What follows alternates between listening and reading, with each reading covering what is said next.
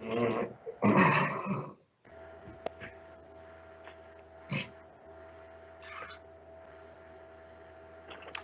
good morning, everybody. It is September, believe it or not, September the 1st.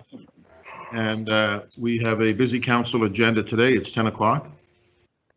And I'll call the meeting to order, and I will call upon our councillors to make themselves known. Councillor Stretch. Good morning, Your Worship. Good morning, colleagues. You're right, 1st of September. Time flies when you're having fun. Speaking to you from beautiful District 1, Waverley, Fall River, Musquodoboit Valley, where we had a great opportunity to visit some folks. Your Worship, thank you for coming out yesterday, and all the best. Yeah, it was very nice, particular to see Emma Archibald, a 17-year-old war amp champ. A really impressive young lady. I'm pleased to present a certificate on behalf of all of us. Thank you. Councillor Hensby. You're on mute. You're on mute, David.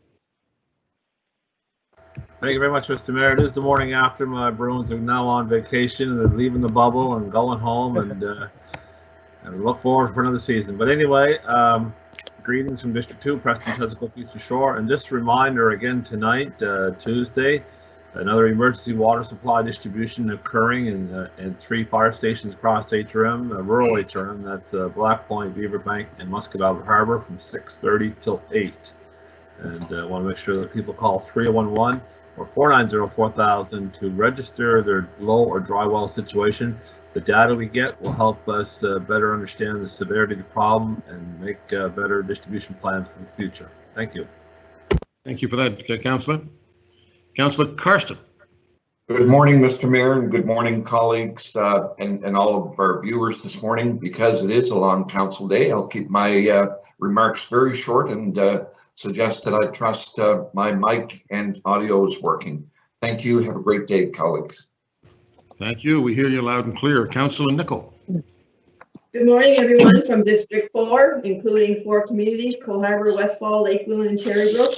I want to extend thanks today to the Lake Loon Cherrybrook Development Association, who we had a virtual meeting to, I guess, see my outgoingness in this role. And also Sunday night, I want to thank the efforts that were put forward by the Cole Harbour Rural Heritage Society and the Cole Harbour Parks and Trails for doing the same thing. So everyone realizes it was a difficult decision, but I appreciate all the I guess the comments and the efforts put forward to thank me. That's nice. Thank you, Councillor. Councillor Austin. Thank you, Mr. Mayor. Here and ready to go. No news is good news in District 5. All right, take your word for it. Councillor Mancini. Good morning, Mr. Mayor. Good morning, everyone, from beautiful District 6. Councillor Mason, have you joined us? I have, sir. Good morning, everybody. Councillor Mason from District 7. Awesome. Councillor Smith, I know, was having troubles connecting. Are you with us, Councillor? I'm here. I'm not sure how my audio is showing up. Good. Okay, we're good. Yep. Here, Councillor Smith, District 8, Halifax, Peninsula North. Beautiful sunny day. Lots of fun in the neighborhood. Awesome. Councillor Cleary. Good morning, Your Worship, and councillor colleagues, staff, public. Happy Tuesday from Halifax West, Armdale, District 9. As you can see, I'm sitting in the water, in the arm, with the dingle in behind. Awesome. I'll just say that Councillor Walker's not with us. We're all thinking of Councillor Walker, and you know, he's a positive guy, and we're looking forward to seeing him at the next meeting. Councillor Adams. Good morning, everybody. As you can see, I'm up in the rafters, it seems like, in City Hall. Very dark, but I'm here nonetheless, and looking forward to a rather interesting meeting, shall we say. Indeed. You look pretty good in the shade there, Steve. Yeah. Well, I look even better in the dark. Councillor Zarowski. In keeping with a face for radio, I'm here in District 12. I might add that I'm having trouble with my text portion of this, so I did want to speak to the agenda when we come on to it. So Anyway, proud to be here and look forward to the meeting. Thank you. Councillor Whitman. Greetings, colleagues, and I'd like to say happy birthday to a faithful viewer, my mom, who's having a birthday before our next council meeting. So happy birthday to Elaine Killam. Love you. Indeed. Awesome. Happy birthday. Deputy Mayor. Thank you very much, everybody. Good morning, and sending out healing vibes to our friend and colleague, Russell. I know he's probably watching because he just can't tear himself away from this. So feel better soon, buddy. We're thinking of you. Awesome. Councillor Russell. Thank you. And good morning from lovely Lower Sackville, where the weather is cooling off quite a bit. And looking forward to the start of school 1 week from today. It's going to be a terribly interesting week. We have my granddaughter is going to be starting school in primary this year, and she's living with us now. So that's going to make for an interesting time of things. Best of luck to everybody who has people going back to school this year. Right on. Yep. Sounds good. Good morning, all. Paul, you're far too young to have a granddaughter. I don't know how that happened, but one of these days they may follow you. Good morning, all, from sunny, beautiful Bedford Wentworth. We had a great summer weather-wise, and let's hope we have a good fall with no hurricanes. And looking forward to a very interesting agenda today. So all ready to go here, Mayor. Thank you. Thank you. All right, Jacques Dubé, you're with us, CAO. Yes, Mr. Mayor, good morning, everyone. And I think we have Karen Brown in the solicitor's seat today. Karen, are you with us, or is it Margaret? Karen? Yes. Good morning, Mr. Mayor. Good morning, members of council. Morning. Good morning. Thank you, Karen. Thank you to staff.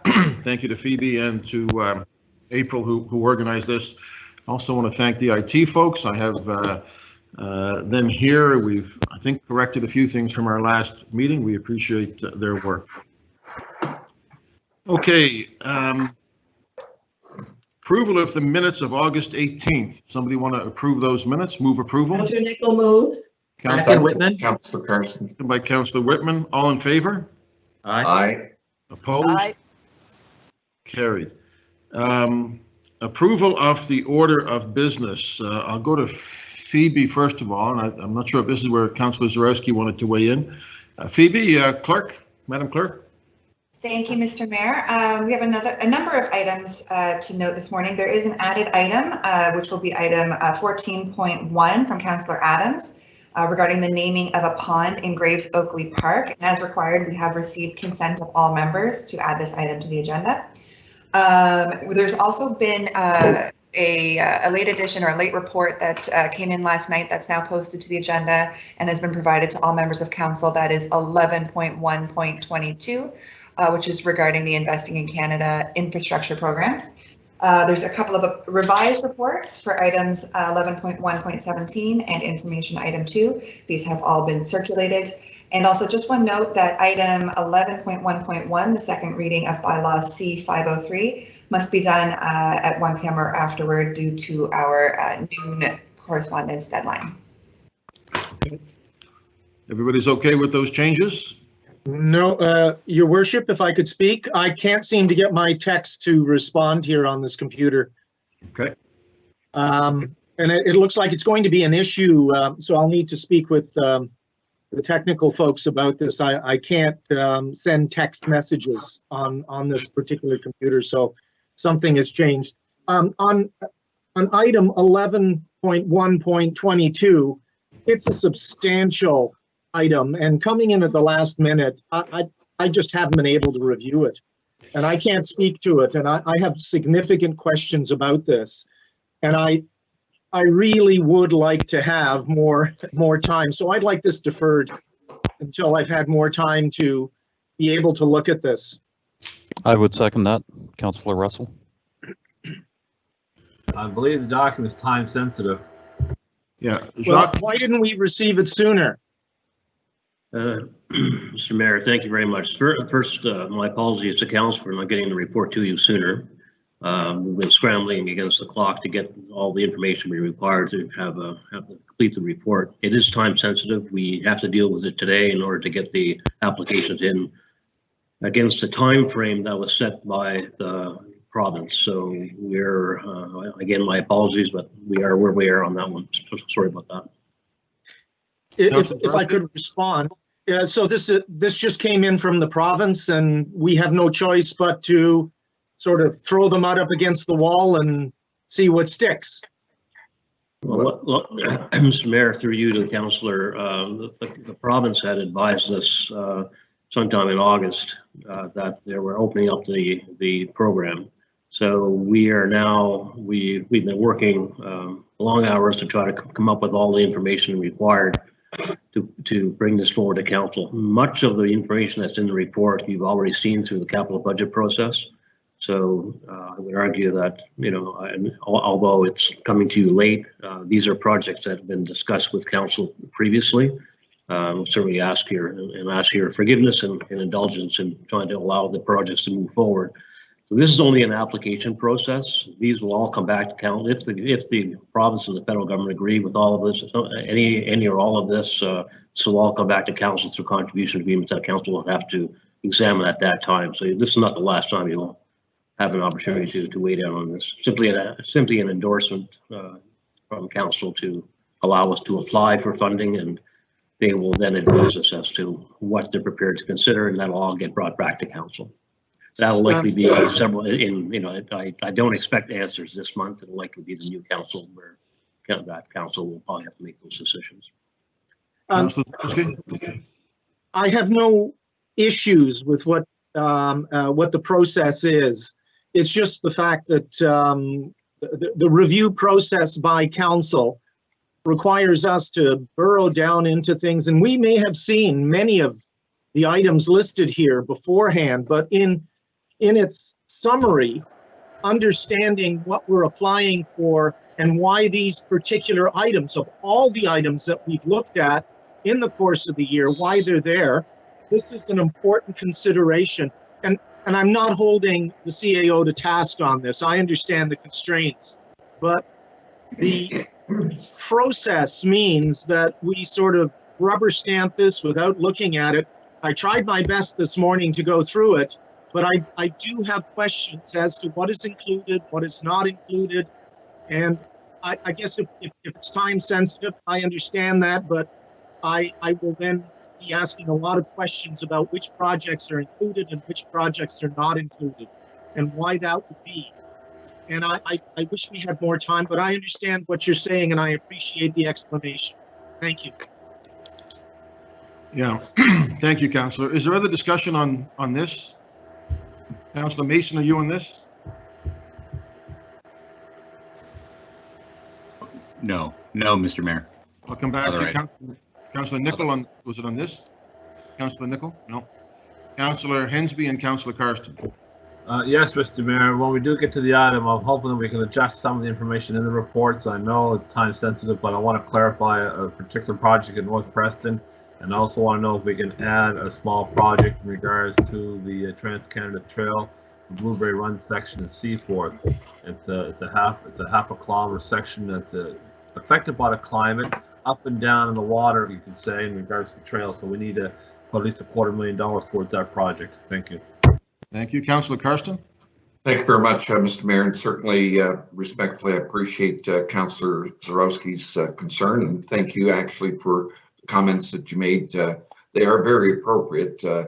However, as explained, it is time sensitive. So, Mr. Mayor, I do wonder if Councillor Zarowski, by his last comments, has withdrawn the deferral, because the deferral was still, okay, I understand that. I see that that's withdrawn.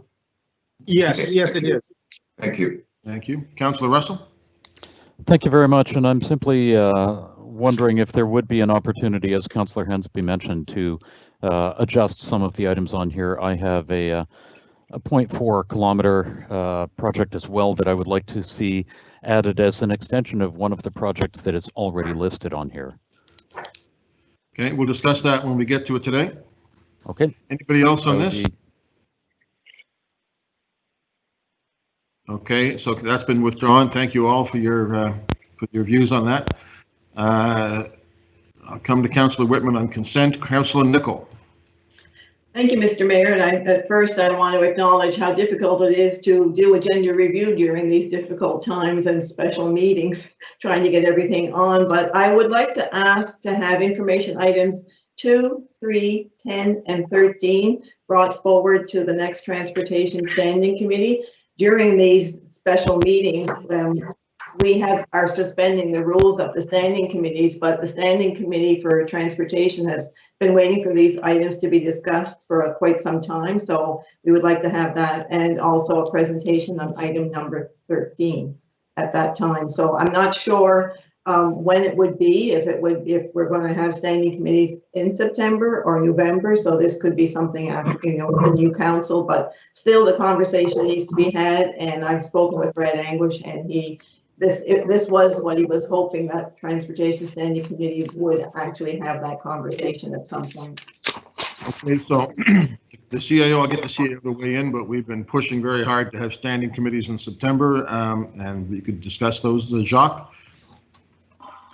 Yeah, we are, Phoebe and I are meeting with other folks this week to come up with that plan. So we're certainly intending to have standing committee meetings this September, so that we can then work with the chairs of the committees to set the agendas. So I can't tell you exactly which committees will be able to meet, but we are meeting this week, and I should have a memo to all of council no later than the first of next week. That identifies the dates and what the agendas would be. So we'll take all of those and make sure they're included on the Transportation Standing Committee agenda that then the chair can then agree to on that agenda review. Thank you, Mr. Mayor. Okay, and I can, as chair of Transportation, I can speak on behalf of its members. They're eager to meet. I think everybody's eager to get back to the standing committees, and I think the standing committees are easier to assemble in the chamber, for example, than all of council together. We can do some social distance and have those, I think, but we'll wait for the meeting that Jacques has with the clerk. Thank you, Councillor Nicol. Those will be done. Councillor Mason on the agenda. Similar, Councillor Nicol did all the heavy lifting there, so I'd like item 8 to be brought to the next meeting of Community Planning Economic Development Standing Committee. That's information item 8. Okay. So I think that Phoebe will do that.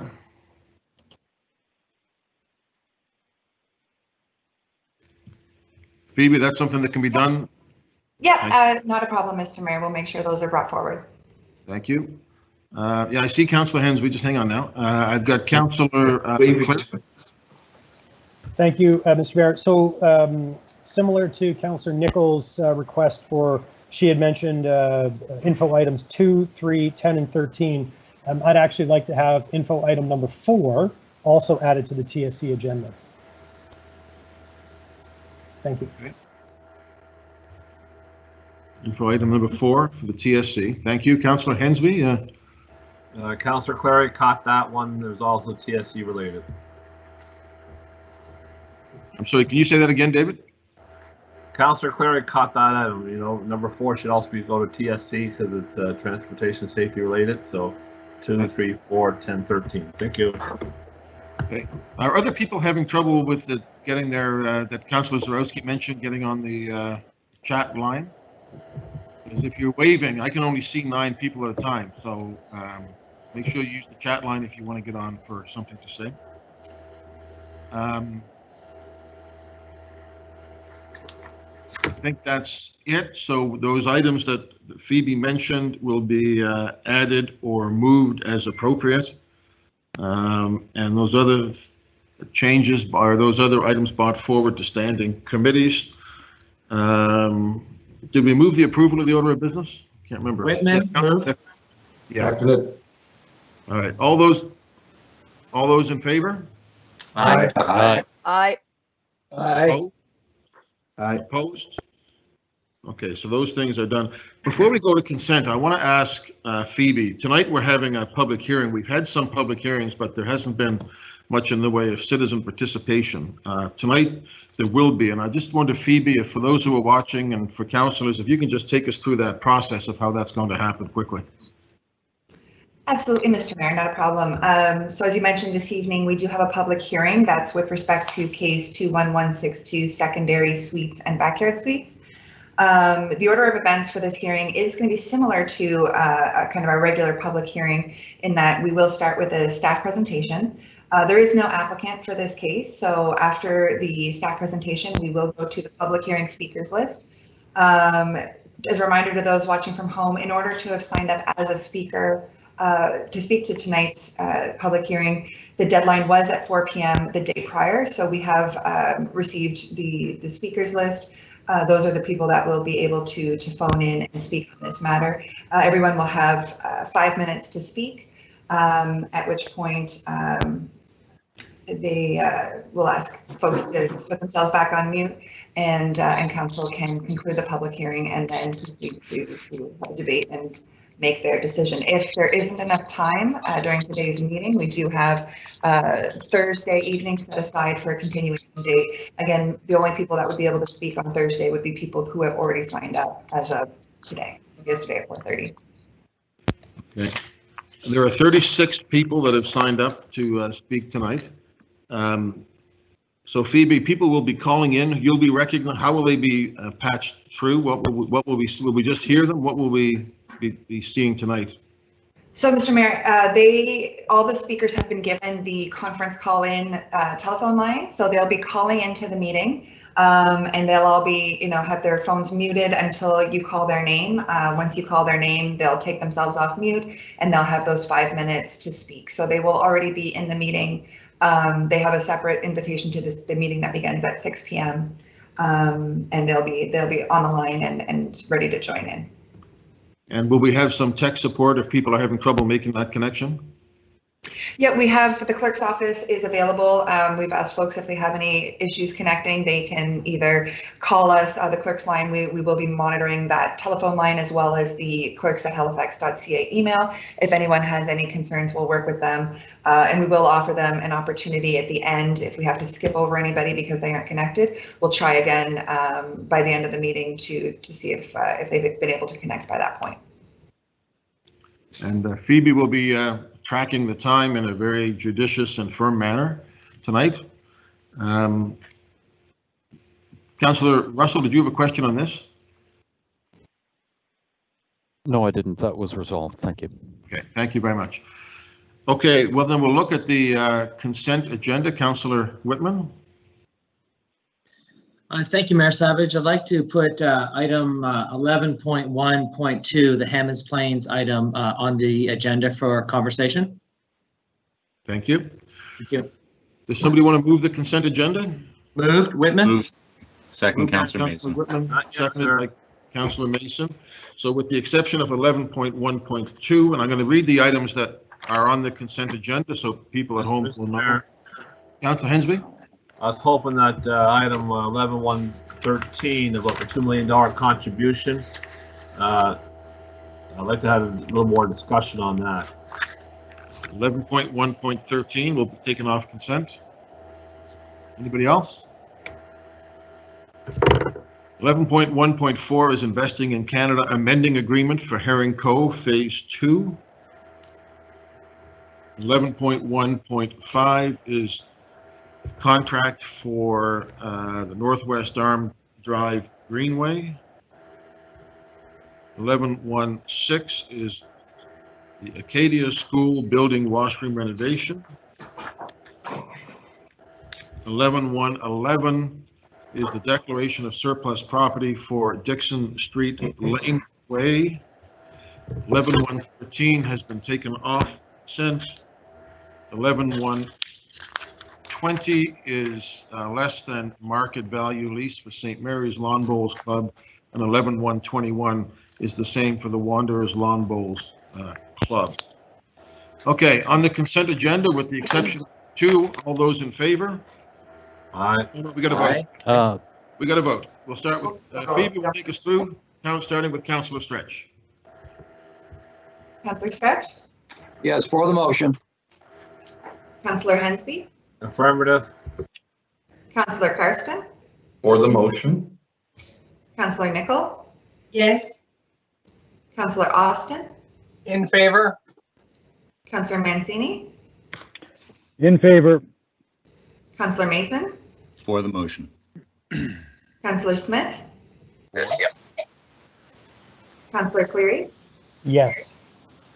Councillor Adams, For. Councillor Zarowski, For. Councillor Whitman, In favor?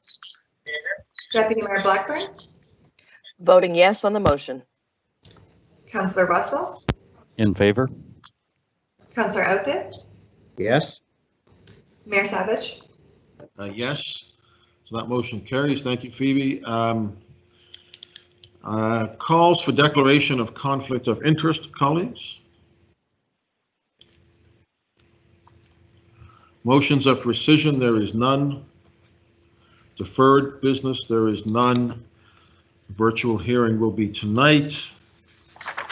Correspondence, Madam Clerk. Thank you, Mr. Mayor. The clerk's office has received correspondence for items 8.1, 11.1.12, 12.1, 13.3, and information item 13, and these have all been circulated to members of council. Thank you. Petitions, Councillor Smith. Thank you, Mr. Mayor. I have two petitions. One is a request for street calming on Seaforth Street with about 26 signatures from residents in, let me just make sure, yep, on Seaforth Street. And they ask that this be forwarded to staff for their consideration. And I'm passing that to the clerk's office virtually. And I also have another petition that includes application to add Alvina Kane to the commemorative names list, which also the petition part of it is once the Alvina Kane is added to the commemorative name list, to then rename Divas Lane in Uniacke Square to Alvina Drive. And this has about 23 signatures from residents on Divas Lane, and that's also being passed to the clerk's office virtually. Thank you, Councillor. Any other petitions? Oh, sorry, real quick, and I want that to, I missed, and I want that petition to be sent to civic addressing for consideration. Thank you. I think we can do that. Anybody else? Presentations, none. We have no information items brought forward this week. We will move to reports on our agenda, which is 11.1.1, second reading proposed bylaw C503. An amendment to bylaw C501, vending on municipal lands and proposed amendments. Council, what is your wish? I can take that one, Mr. Mayor. Mr. Mayor, if you don't mind, just this one, because this is a second reading of a proposed bylaw, we need to wait until after 1 p.m. Right. Just in terms of collecting correspondence from the public, they have until noon to submit if they wish. Right. Thank you very much, Phoebe. That's good. And we'll come back to Councillor Austin then. Item 11.1.2, we took off consent, and we will, Councillor Whitman, did you want to take that one? Yes, please, Mayor Savage. I'll put the motion on the floor. The Halifax Regional Council direct the surplus of the Hammonds Plains area rate to be held by the municipality for use in or for the benefit of the Hammonds Plains area as identified on the map of the Hammonds Plains common rate attached as attachment A to the staff report dated July 9th, 2020. Second? Second by Councillor Deputy Mayor. Correct. Thank you. Councillor Whitman. Thank you, Mr. Mayor. Thank you, Deputy Mayor. Three quick questions for staff. I see Bruce Fisher popped up there. Just for history's sake, if Mr. Fisher could let us know where the funds came from, assure us where they will be spent, and the balance in the account. Your Worship, Bruce Fisher, Manager of Financial Policy and Planning. The funds come from an area rate levied on a very specific part of Hammonds Plains that is detailed in the report with a map. By law, the funds must be spent in the area that they were raised. They are either spent in the area they were raised or for the benefit of the area for which they are raised. So they can't be spent in other areas.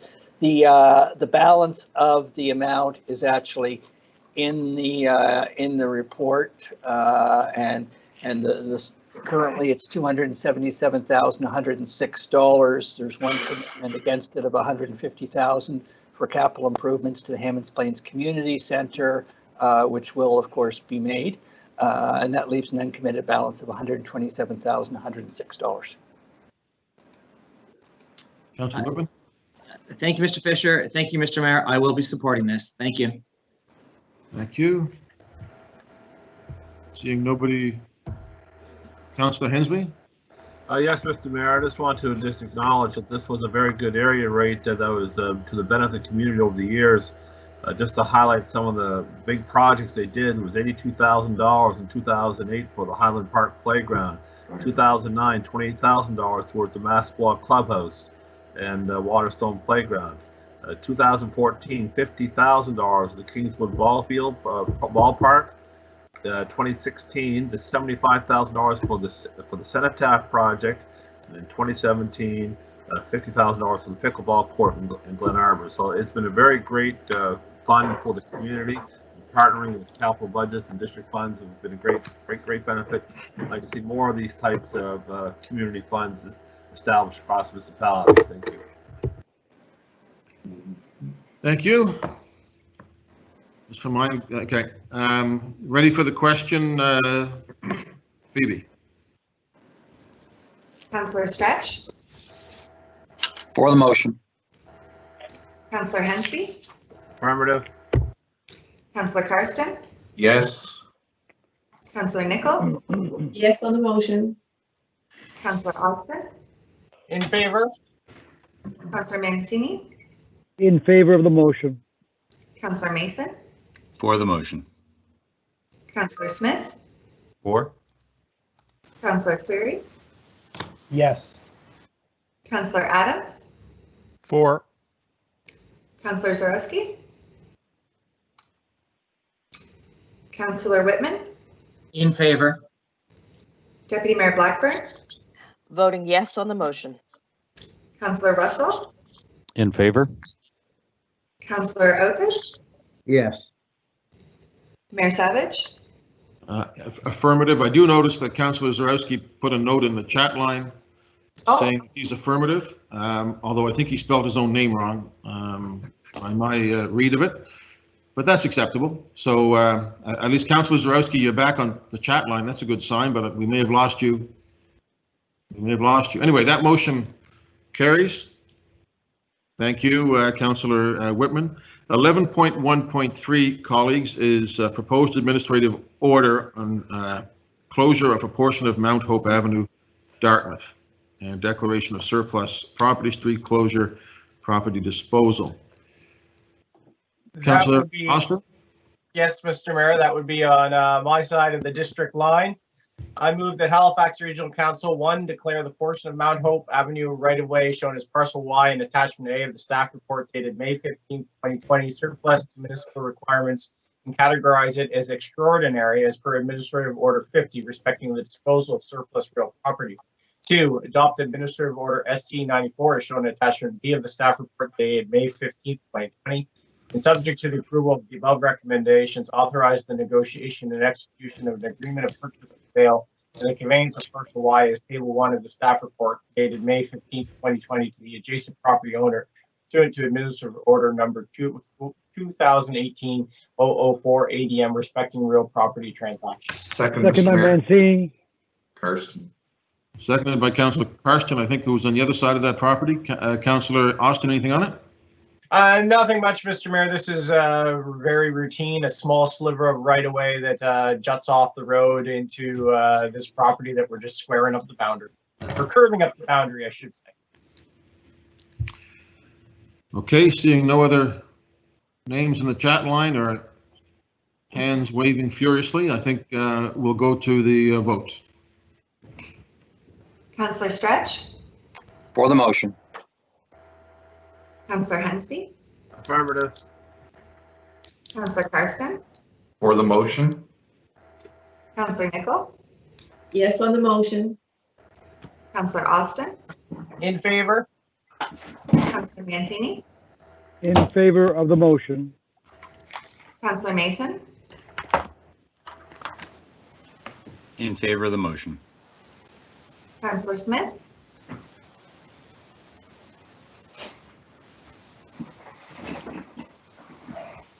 Councillor Cleary, Yes. Councillor Adams, For. Councillor Zarowski, For the motion? Councillor Whitman, In favor? Deputy Mayor Blackburn, Voting yes on the motion. Councillor Russell, In favor? Councillor Outhill, Yes. and Councillor Smith looks like may have stepped away from the meeting for the moment. Councillor Smith. Mayor Savage. In favor of the motion, so that motion carries. Thank you, Councillor Austin. The next three items have passed on consent. Investing in Canada Amending Agreement, Herring Cove Phase 2B. Increase to a contract, Northwest Arm Drive Greenway. Increase to contract, Acadia School Building Washroom renovation, have all passed on consent. We therefore move to 11.1.7, which is a proposed administrative order respecting closure of a portion of Osborne Street, Halifax. Proposed administrative order respecting closure of a portion of Wildwood Avenue, Halifax. Councillor, who's this? Councillor Cleary? I'll take, indeed, Mr. Mayor. Thank you. So I'll move that Halifax Regional Council 1 accept parcel RL1 as part of Osborne Street. 2, declare parcel C as shown in attachment A of the staff report dated July 7, 2020 as surplus to the municipal requirements pursuant to Administrative Order 50 and categorize it as extraordinary. 3, adopt Administrative Order SC 95 as shown in attachment B of the staff report dated July 7, 2020 to close that portion of Osborne Street shown as parcel A on attachment A of the staff report dated July 7, 2020, and 4, adopt Administrative Order SC 96 as shown in attachment C of the staff report dated July 7, 2020 to close those portions of Wildwood Avenue shown as parcel B and parcel C on attachment A of the staff report dated July 7, 2020. Second, Adams. Seconded by Councillor Adams. Councillor Cleary. Pretty straightforward, just small little bits of property that we no longer need and can be sold to abutting homeowners. Okay, nobody else? Ready for the question? Councillor Stretch, For the motion. Councillor Hensby, Affirmative. Councillor Karsten, For the motion? Councillor Nicol, Yes. Councillor Austin, In favor? Councillor Mancini, In favor of the motion. Councillor Mason, For the motion. Councillor Smith, I don't believe is with us. Councillor Cleary, Yes. Councillor Adams, For. Councillor Zarowski, For the motion? Councillor Whitman, In favor? Deputy Mayor Blackburn, Voting yes on the motion. Councillor Russell, In favor? Councillor Outhill, Yes. and Mayor Savage. In favor? So that carries. Thank you, Councillor Cleary. 11.1.8, colleagues, is proposed administrative order respecting public disclosure of municipal grants. I don't see anybody's name attached to this one on the Take that, sheet. Mr. Mayor. Councillor Karsten. Let me take that. Thank you. So the Halifax Regional Council adopt administrative order 2019-007-ADM respecting public disclosure of municipal grants set out in attachment 1 of the staff report dated July 7th, 2020. I so move. Second that. Seconded by Councillor Hensby. Councillor Karsten, anything on it? Not at all, Mr. Mayor. It's straightforward as well, I believe. Thank you. Deputy Mayor. Thank you, Mr. Mayor. I just had a quick question. I'm just wondering if any thoughts were given when compiling this list to including councillor contributions on the list, district capital, discretionary, that sort of thing. If the goal here is to sort of make this list a one-stop shopping of, all of the organizations that have been given grants, just wondering if the councillor contributions could be part of that. PJ or Bruce, who wants that one? Bruce? Bruce Fisher. It's Bruce Fisher, Manager, Financial Policy and Planning. Yes, it is intended that those will be reported. They of course are reported now, as are most of the things that are being reported, but it will be a more centralized, more rigorous form of reporting that will occur. Awesome. Thank you. Okay, thank you. And you can work it out with Councillor Cleary. You apparently stole his question, so that's good. Anybody else? Ready for the question, colleagues?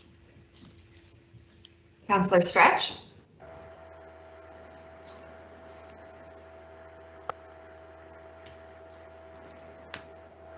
Councillor Hensby? Affirmative. Councillor Karsten? For the motion. Councillor Nicol? Yes, on the motion. Councillor Austin? In favor? Councillor Mancini? In favor of the motion. Councillor Mason? For the motion. Councillor Smith? I just got back in. I have no idea what we're voting on. I had to restart. Councillor Cleary? Yes. Councillor Adams? For. Councillor Zarowski? For the motion. Councillor Whitman? In favor? Deputy Mayor Blackburn? Voting yes on the motion. Councillor Russell? In favor? Councillor Outfit? Yes. And Councillor Stretch, I see. Yeah, yes, I'm back. I'm sorry, restart issues, voting yes. And Mr. Mayor. In favor? So that motion carries. Thank you, Councillor Karsten. 1119, colleagues, is first reading on a proposed bylaw S311, amending a bylaw S300 respecting streets. I think Councillor Nicol will take us on this one. Councillor Nicol. Thank you, Mr. Mayor. I'll put the motion on the floor that Halifax Regional Council give first reading to bylaw S311 respecting streets as set out in attachment B of the staff report dated June 9th, 2020. The purpose of which is to amend bylaw S300 respecting streets to 1, broaden the engineer's power to grant annual permits, and 2, remove gender specific language.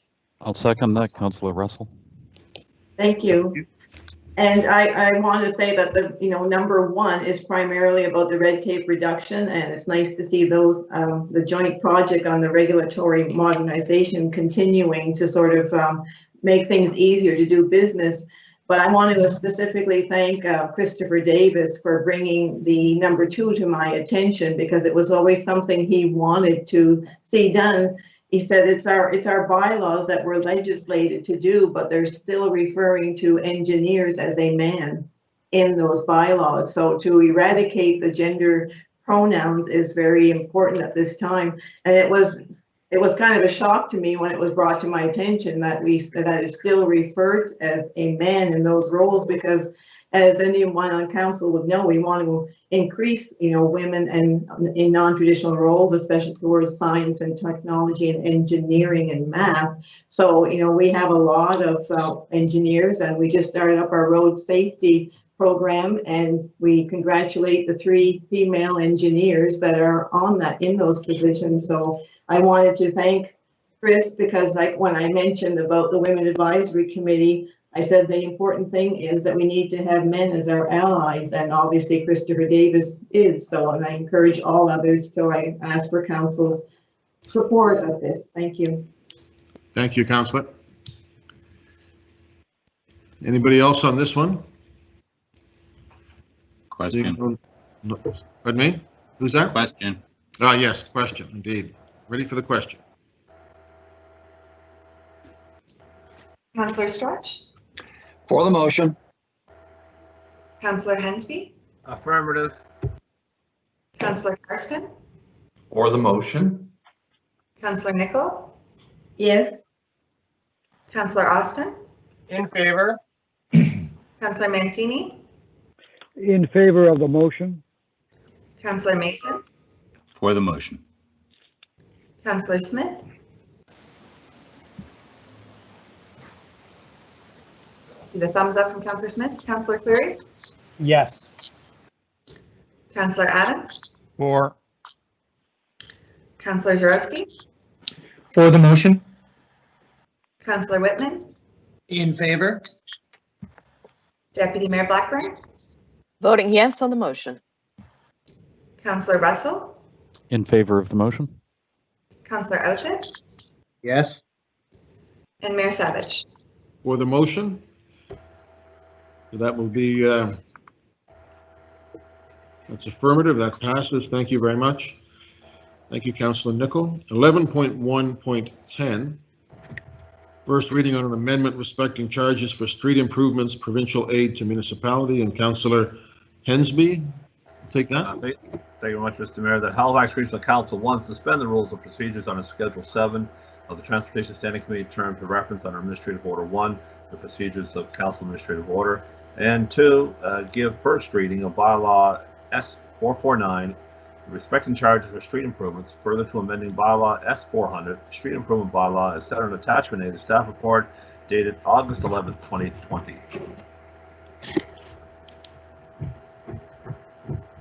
So duly moved. Second for that.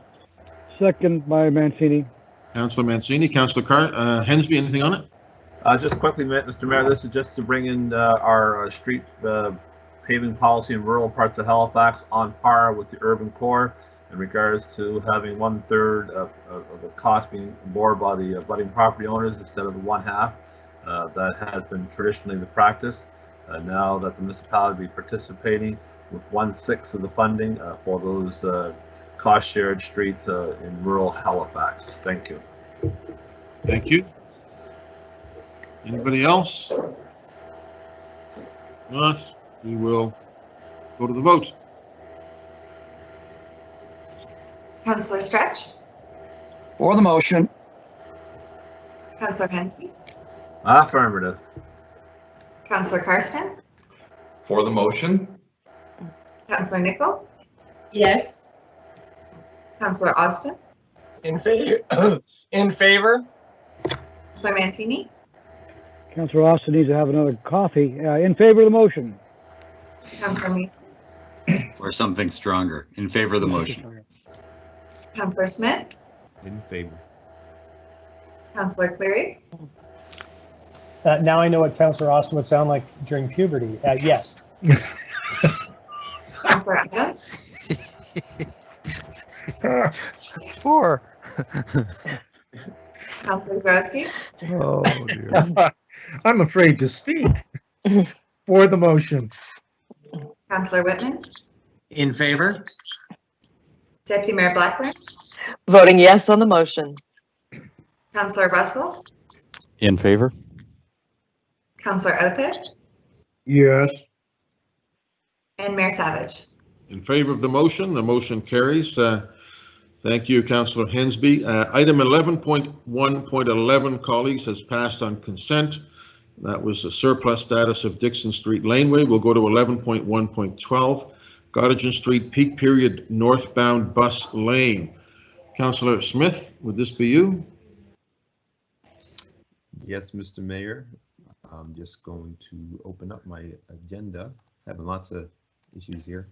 So I move that Halifax Regional Council, one, suspend the rules of procedure under Schedule 7, the Transportation Standing Committee terms of reference of Administrative Order 1, the procedure of Council Administrative Order 2, request that the Traffic Authority consider modifying the operational period for the northbound bus lane on Gottingen Street, limiting its enforcement only to the weekday afternoon peak period, and 3, direct the Chief Administrative officer to continue to monitor the metrics included in the Gardner Street Monitoring and Evaluation Plan as presented the result and present the results to the Transportation Standing Committee 1 year after implementation of the proposed changes as per recommendation number 2. Second, Councillor Mason. Seconded by Councillor Mason. Councillor Smith?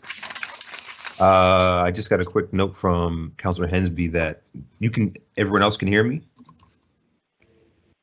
Yeah, your screen is Okay. indicating mute, but you're not muted.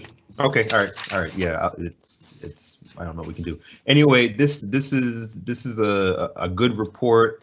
Heard from a few folks, and we got correspondence that's included in our package from the Business Association around some of their their appreciation of the time change for the morning, and how that will positively affect the businesses, but also some other questions in looking how we move forward.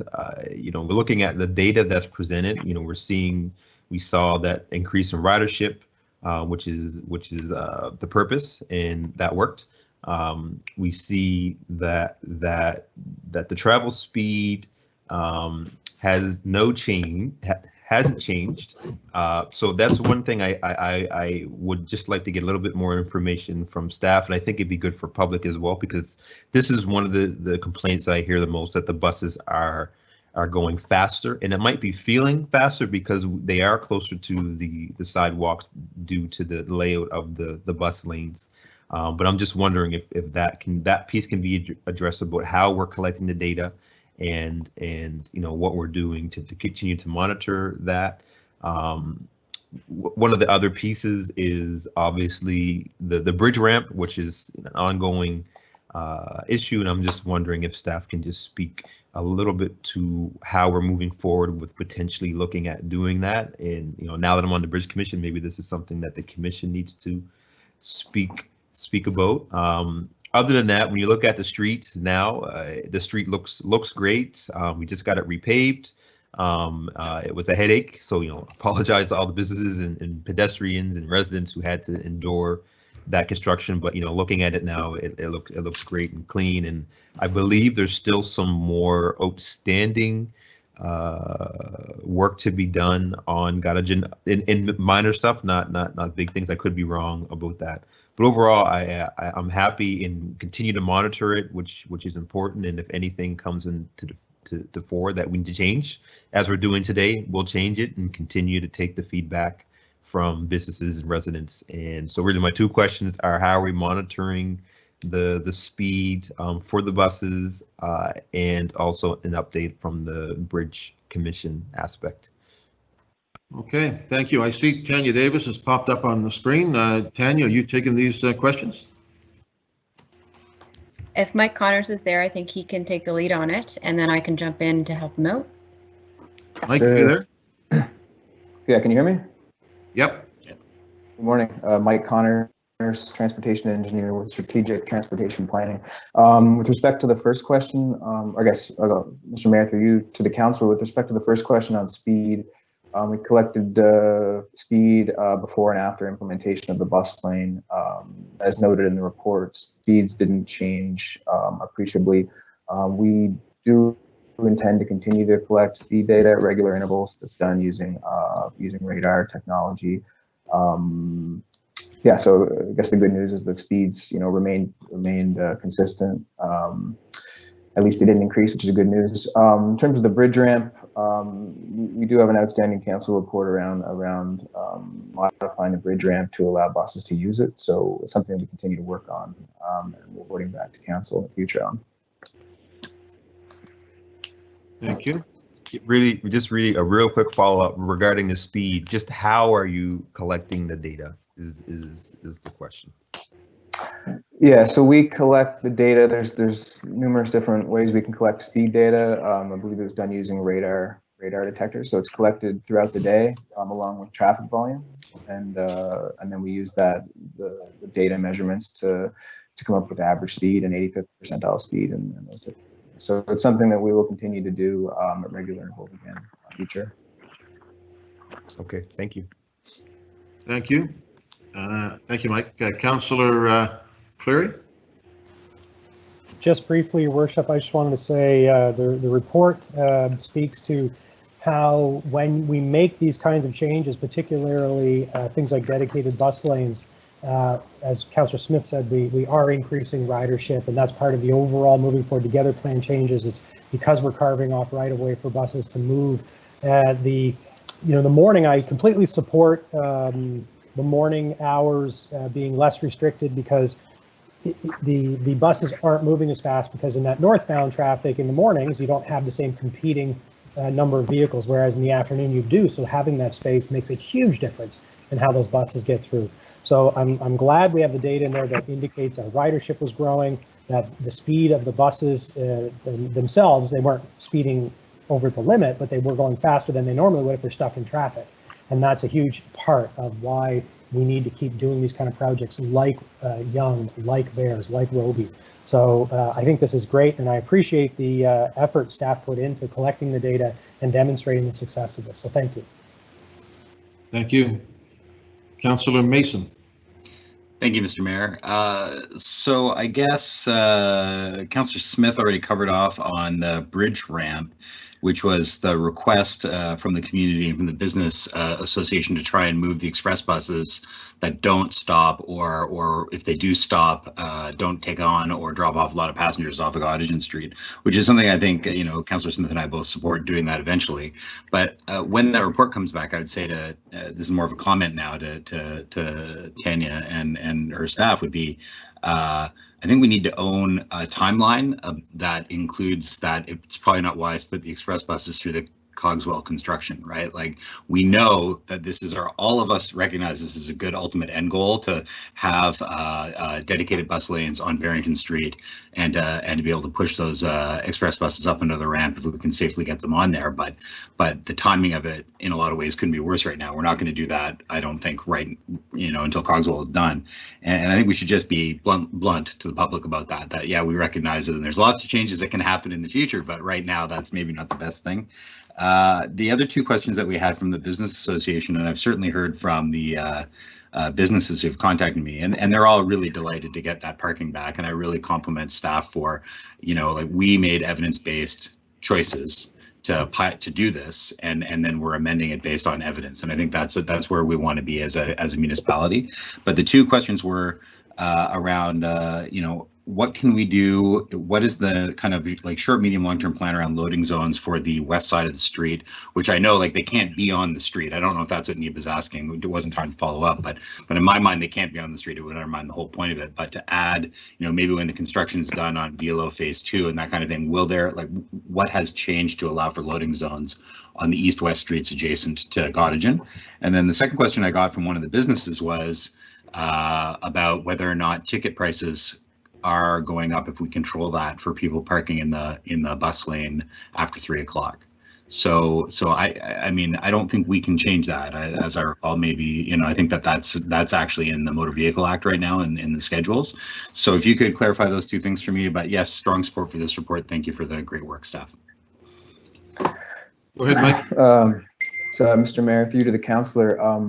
Yeah, so with loading on the side streets, we didn't change anything specifically as part of the detailed design. We engaged closely with businesses on Gottingen Street through the detailed design process and put in no parking zones which accommodate loading on Gottingen Street itself. Tried to be as responsive to those business needs as possible, putting them near crosswalks, making them big enough to fit the size vehicles that go there. So that's intended to help those loading activities on the side streets themselves.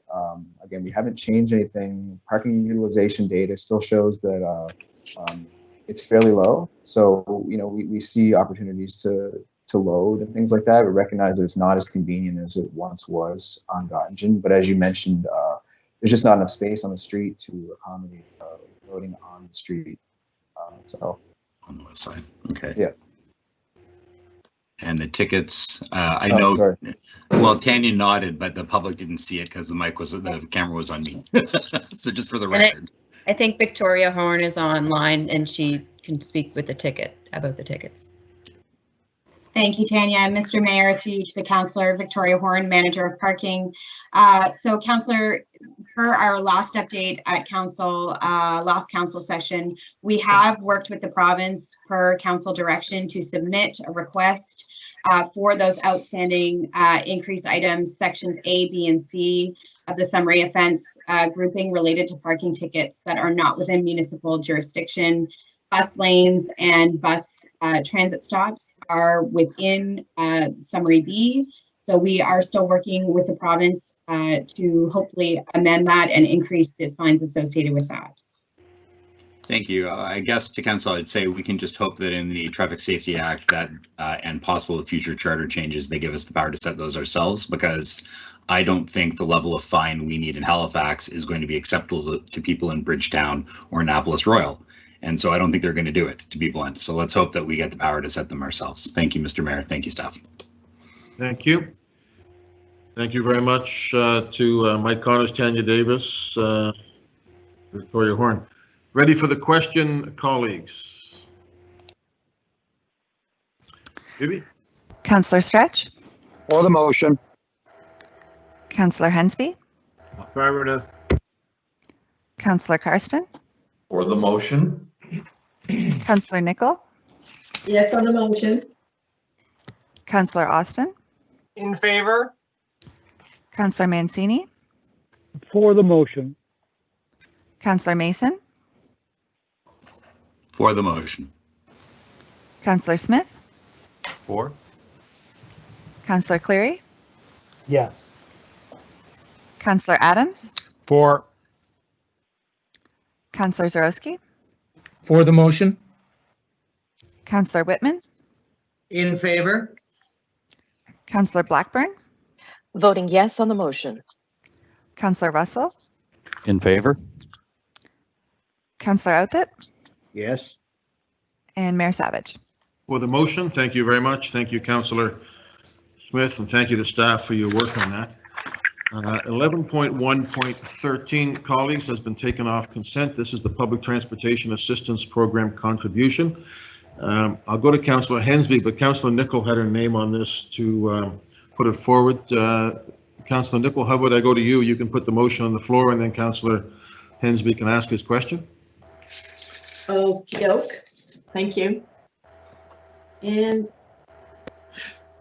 I'm just going to go by I'm looking at this, but there's not much to it on the recommendation. Is recommended the Halifax Regional Council authorize the mayor and municipal clerk to sign the attached contribution agreement with the Minister of Communities, Culture and Heritage to receive $2 million in funding under the Public Transportation Assistance Program for capital investments for Halifax Transit. Second for that? Second? I would second it, Mr. Mayor. Bill. Second, Whitman. Thank you very much. I was waiting to speak. I was waiting to speak till somebody seconded, but it is the customary thing that was started years ago, but it is the Public Transportation Assistance Program that was set up. And this is just going to be applied to Halifax Transit's capital budget to acquire more buses. And so by virtue of this being a capital grant, the funds can't be used for anything operational that we find ourselves in a deficit due to COVID. So this is strictly, doing the same thing that we've done for the last, how many years has it been? 3? No, this started after the 2013 election when we invited the party leaders to come to council, and the leader of the opposition at the time, Stephen McNeil, committed $2 million a year towards public transit in Halifax, and I think $2 million everywhere and some other places as well. So I think since 2014 is but I don't know if I thought I would give you the opportunity to say that, so that it's so thank you. And like I said, it's much appreciated, but we could always use more support. Thank you. Indeed. Councillor Hensby? Thank you much, Mr. Mayor. Why I wanted to have some discussion about this is I was hoping that we would have been a little more creative than just buying more buses. The $2 million is a great contribution. I would hope that it had been more of a strategic use of the resources. Like in the past, they funded transit terminals. I'd like to have seen, for for instance, the Bedford West or the Upper Sackville facilities be built. We have one there by Innovation Square, I think it's called, in Bedford West. Murchison Drive. We have park ride terminal plans ready to move forward, and I think this would have been a greater opportunity to use those funds. They used it for the past transit terminals at Lacewood as well as Dartmouth, the Harbor terminal. So I would have hoped to have seen more permanent infrastructure, I would say, in regards to buildings than just those with wheels that are moving everywhere. And that's why I was kind of hoping we would have had an opportunity to utilize these funds to move those terminal projects. I'm going to ask you, who's here from Transit who can speak to this? Or from Purchase?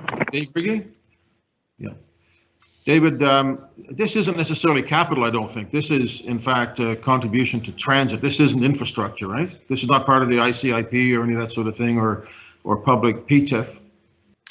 Yes, Mr. Mayor, through you to council, Dave Riggy, Director, Halifax Transit. So you're correct, Mr. Mayor, this isn't part of ICIP or PTIF or anything like that. It is a standing contribution from the province to HRM for various transits capital projects. So basically this funding forms part of our base capital budget for transit. So when we go through, it's really a matter of what project it's allocated to. But I guess just to be clear, this is not funding above and beyond that would kind of drive us towards funding additional projects. This is funding that, as it is a regular capital funding source, is factored into our capital budget every year.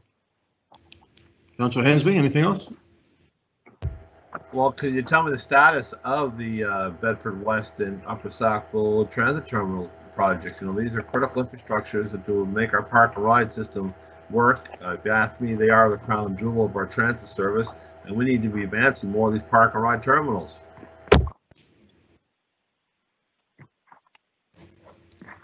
Dave, anything? Just I don't have it at my fingertips exactly where that falls into the capital budget. I know Patricia, if you have anything, feel free to jump in. Sure. Patricia Hughes, Manager of Planning and Customer Engagement at Halifax Transit. The West Bedford Park and Ride, we're working on design for that this year, and I believe the construction costs for that are tentatively in next year's capital budget. So our intent at this point is to construct that one next summer. The Middle Sackville one you referenced, the Murchison Drive one, we do have the land there, and we had a preliminary design done a few years ago. That one has been pushed out beyond year 3, so that's much less concrete as in terms of timing.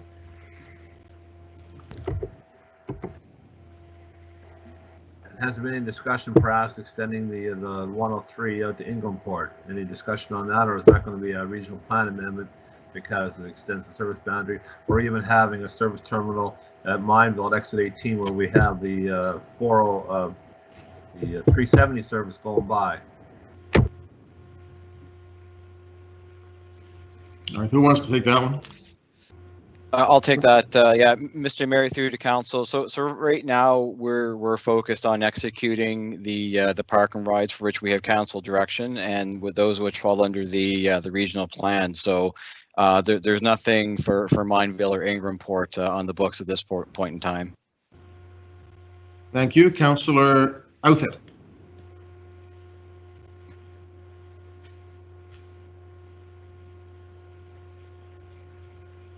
Councillor, sorry, had a little trouble with the mute button. Thank you. And first of all, I want to thank David for his support of the Bedford West Park and Ride. And I was going to speak to that till Patricia mentioned that design is underway now. And then, of course, it's in the capital budget for next year. I think it's unfortunate that this money from the province has sort of gone into regular capital rather than being sort of a bluebird that we could use for innovative things like we tried to do with PTIF, etc. But that it is what it is. But I certainly wanted to clarify that we definitely are moving ahead next year, planning to move ahead next year with the park. So thank you for your support, David, and thanks for the clarification, Dave and Patricia. Thank you, Councillor. Thank you, Councillor Hensby. You. Trying to get I'm in again. done with that topic for now, but I think we need to be advancing our park and ride terminals a little more quickly with these federal dollars and provincial dollars come available. Thank you. Anybody else? Ready for the question, colleagues? Phoebe? Councillor Stretch, For the motion. Councillor Hensby, Affirmative.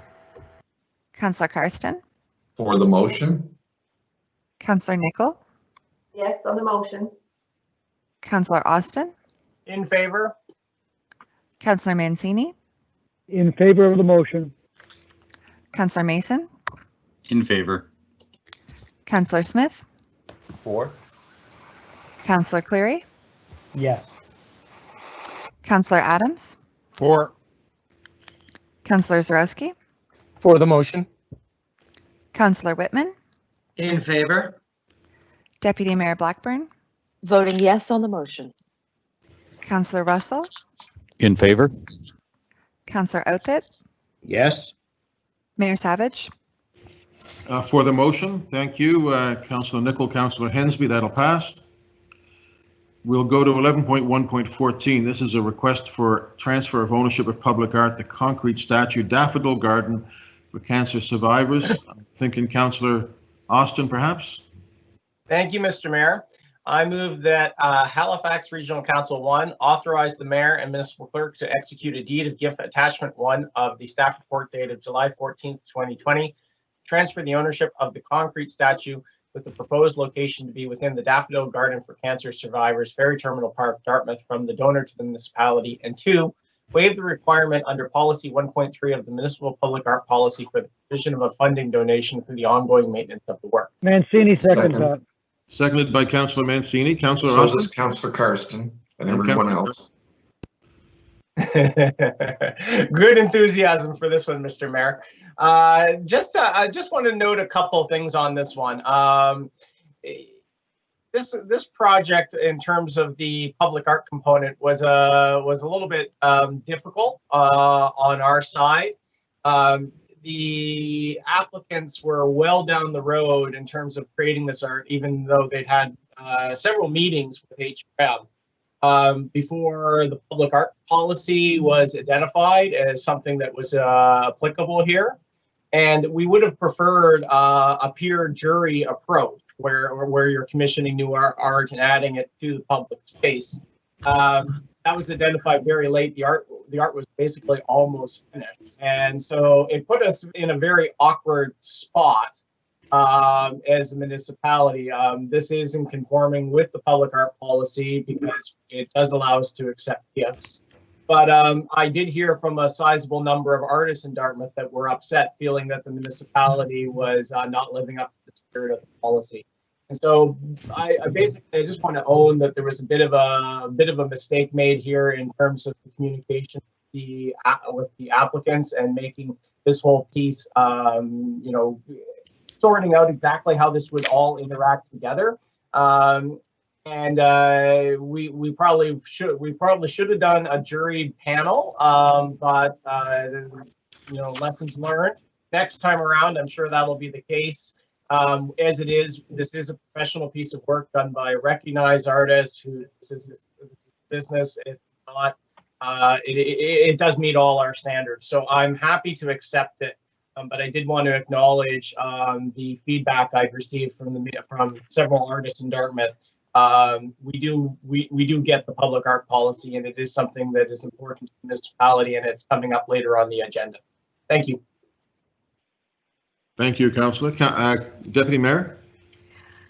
Yes, thank you, Mr. Mayor. Just a quick question. I'm just wondering, when are we expecting the Culture and Heritage Priorities Plan to get before council?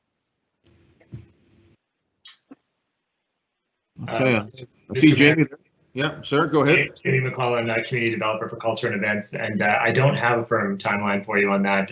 It is being handled by planning. I'm not sure if there's staff from planning available to answer that, but I do know it's well underway, and it has been waylaid a little bit, I believe, by, as many things have, the difficulties around engagement, which is the phase which we're in right now, and to finalize the plan. I see Kelly on, so maybe she's able to provide more content. All right, Kelly Dente?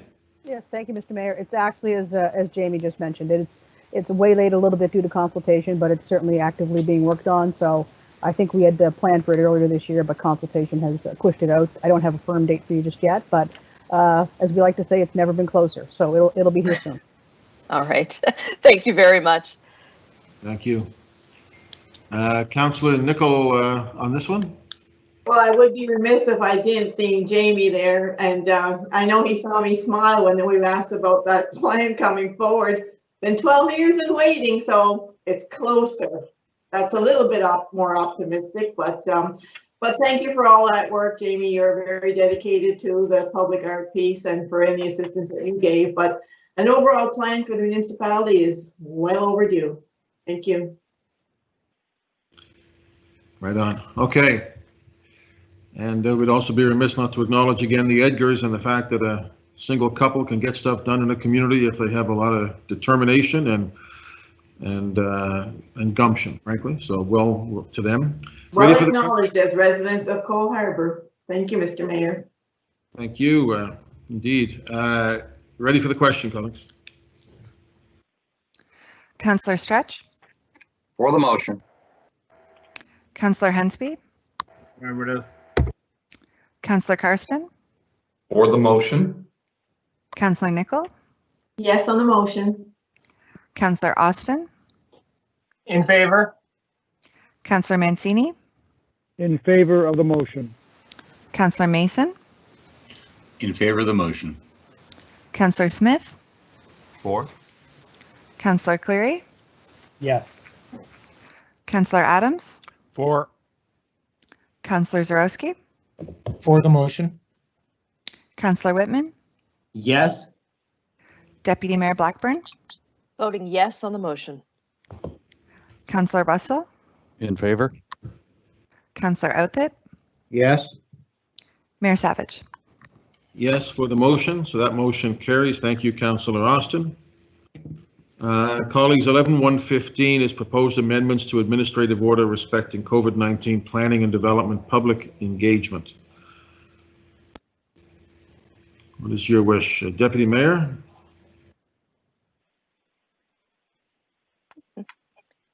Thank you, Mr. Mayor. I would like to move that Halifax Regional Council adopt the amendments to Administrative Order number 2020-009-ADM, the COVID-19 Administrative Order, as set out in Attachment B of the staff report dated August 11th, 2020. I so move. Seconded, Councillor Mason. Seconded by Councillor Mason. Deputy Mayor, anything on it? Nothing to add, just looking forward to the conversation. Thank you. Anybody else on that?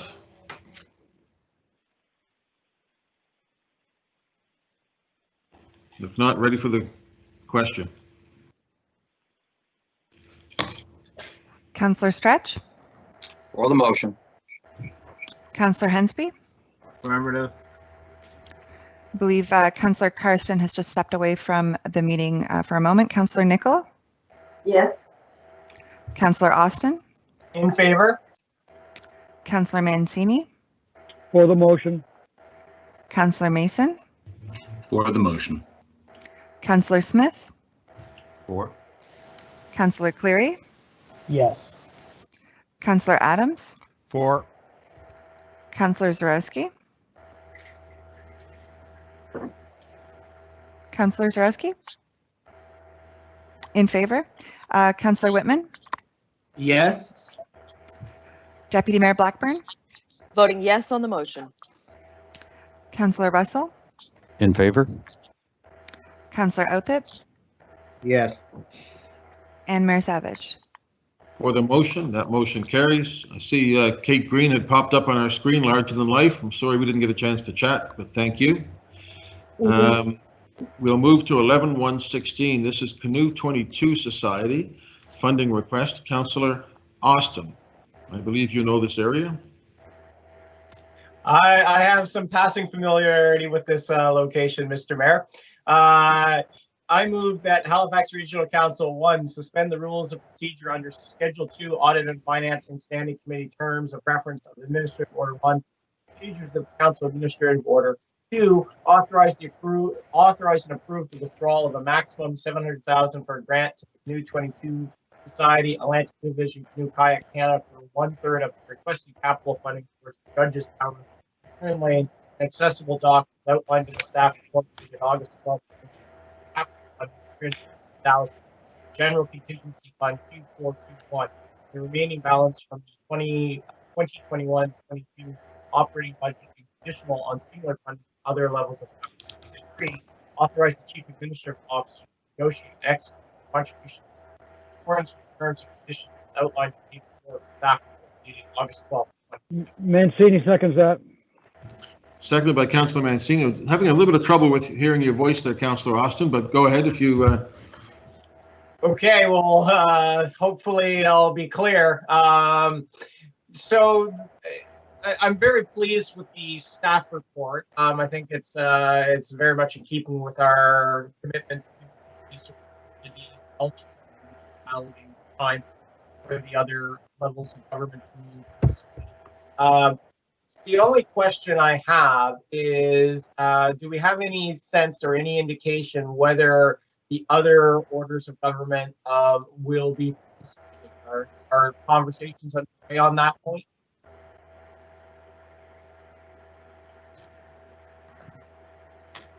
All right, Richard Harvey, sir.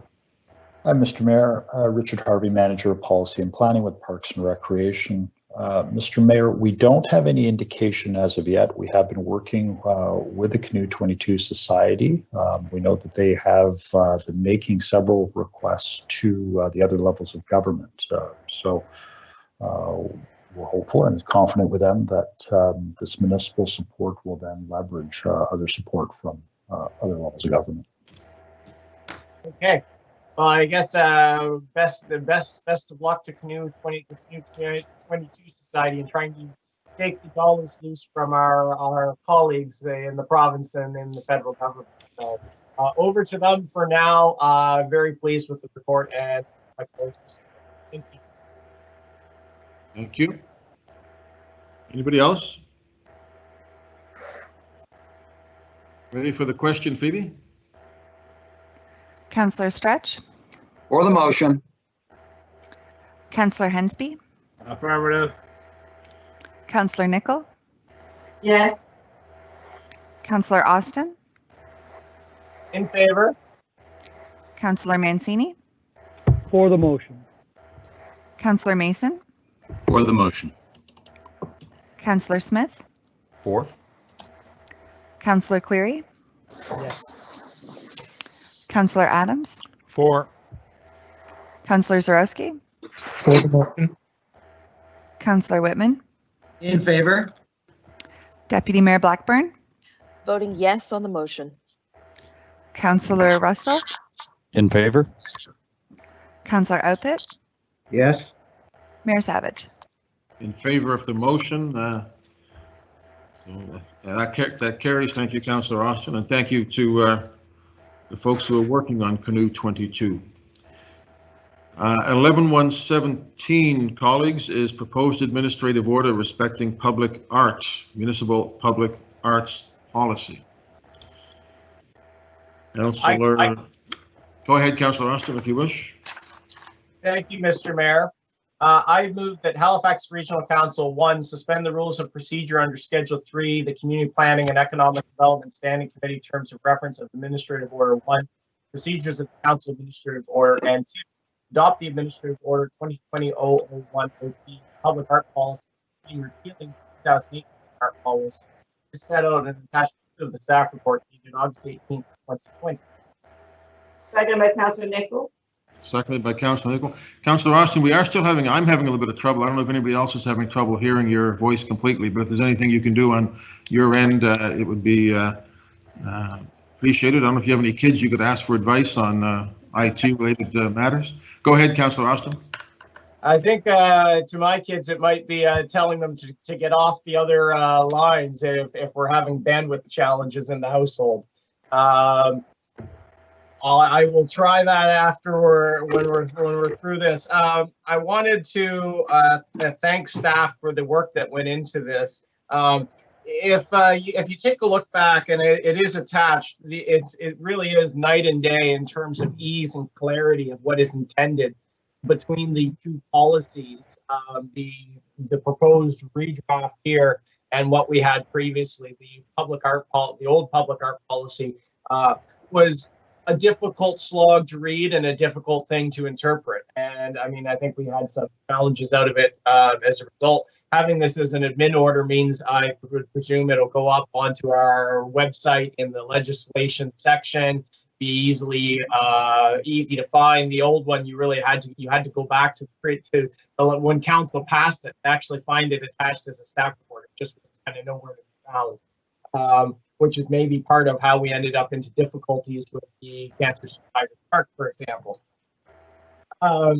So I did have two questions on this in terms of the changes. And the old approach, one of the things that I think is that prompted me to bring this forward initially was we had, the old one was based on a square footage. And so if we were building a new facility that was under that square footage, or we were doing a renovation that was under that, we wouldn't include public art necessarily.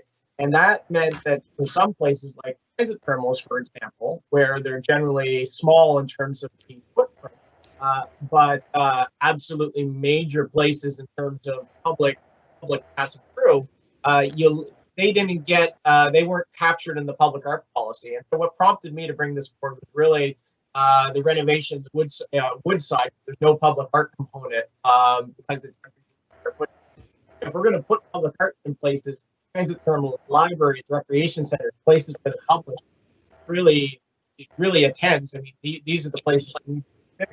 So my question would be, I like that we removed the square footage, but it has the feeling like when you take a look at the text, that it's now become a little bit more optional than it was before. It's not, we will do this. It's, I'm just find the exact wording here. It's, I think it's may, or I'm wondering if staff can comment on that, because that is the one thing I'm concerned about, is that I might inadvertently, in trying to fix this, make things worse by turning it into an optional thing. Because when you're trying to budget for a project, this art potentially becomes an easy thing to try and cut. Okay, who do we?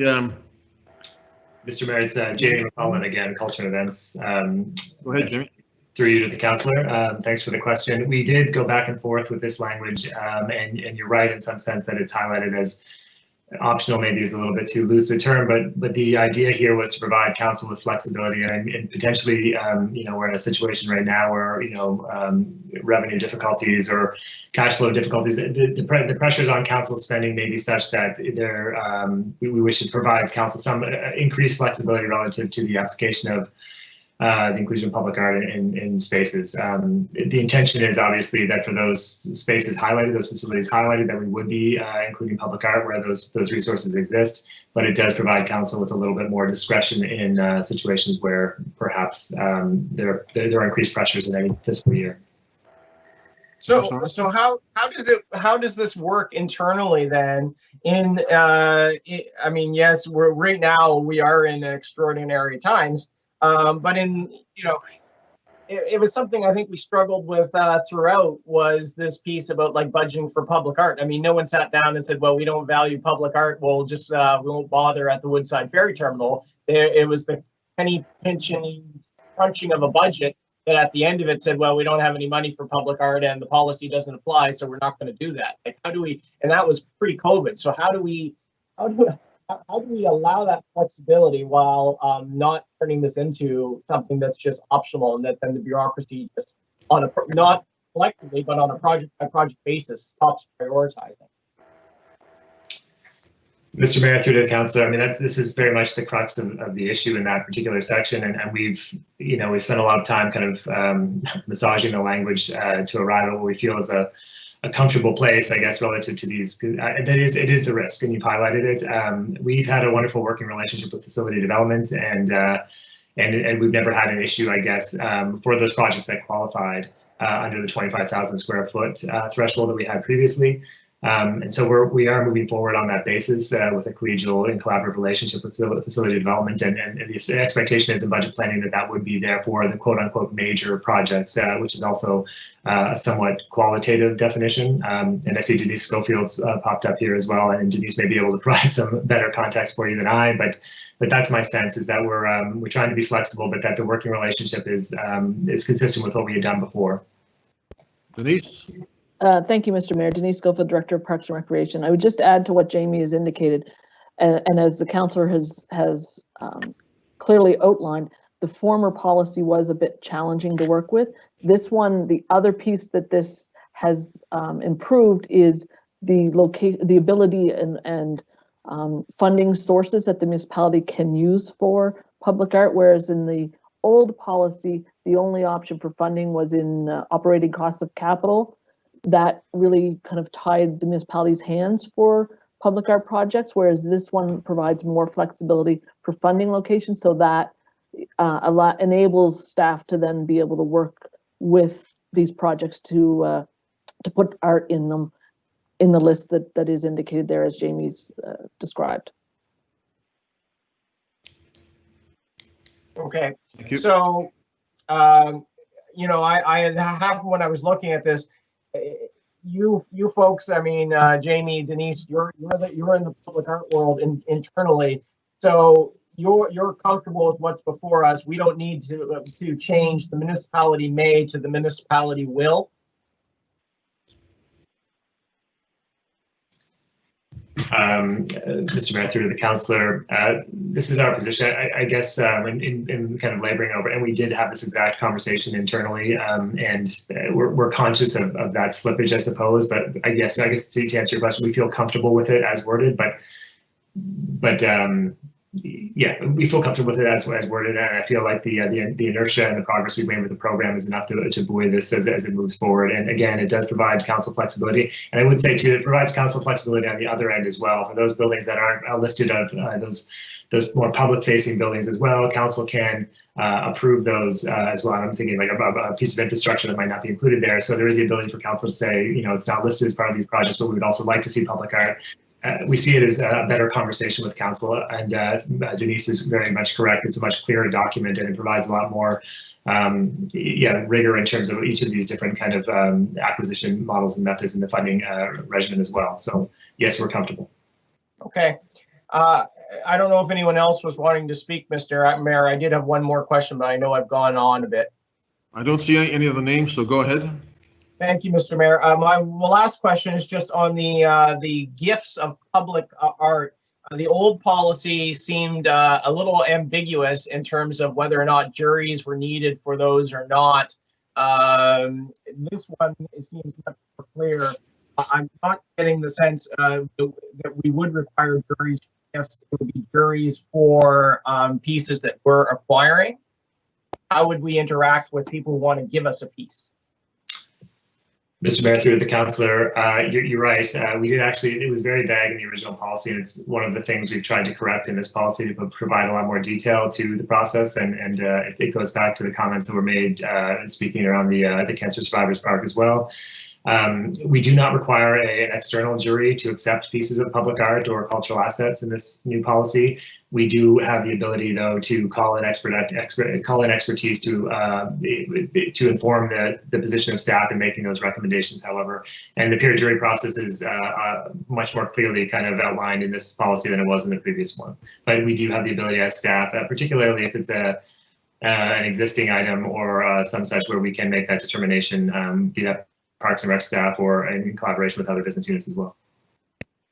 Thank you for that. And I mean, I think that's a place where flexibility is warranted, because there are times where having a jury would make sense, but then there are other times, I mean, you can imagine a scenario where an artist is literally trying to give us a piece of their own art, for example. It'd be pretty insulting to then turn around and say, no, we want to see if we're going to have a peer jury to review to see if your work is worthy, right? It kind of is or isn't.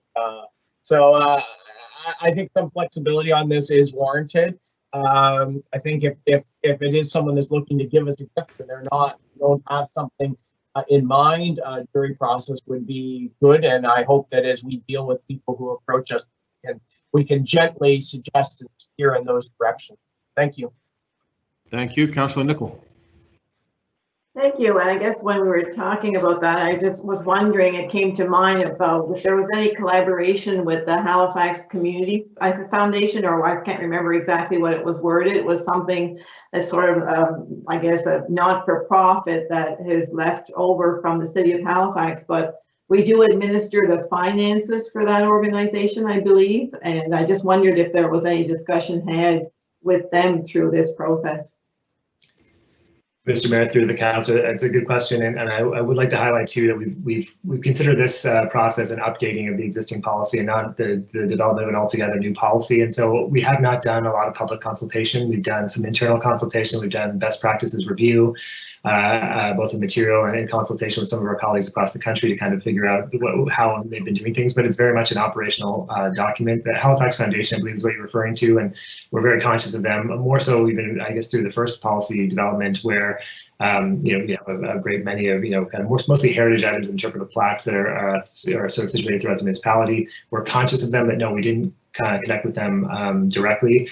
That said, I feel like we was very much in back of mind when we were developing our processes around the acceptance of gifts, which is very much the way we have interacted with them in the past. They have agency in terms of determining what items they wish to develop and how. But we now have hopefully a clearer process for them to kind of engage with in terms of situating items throughout the public realm. Yes, I just wanted to point out, because sometimes a piece of public art is not necessarily in HRM's ownership at the end of the day. Thank you. Thank you. Thank you, Jamie and Denise. Ready for the question, colleagues? Question. Councillor Stretch, For the motion. Councillor Hensby, Affirmative. Councillor Nichol, Yes. Councillor Austin, In favor? Councillor Mancini, For the motion. Councillor Mason, For the motion. Councillor Smith, Or? Councillor Cleary, Yes. Councillor Adams, For. Councillor Zarowski, For the motion. Councillor Whitman,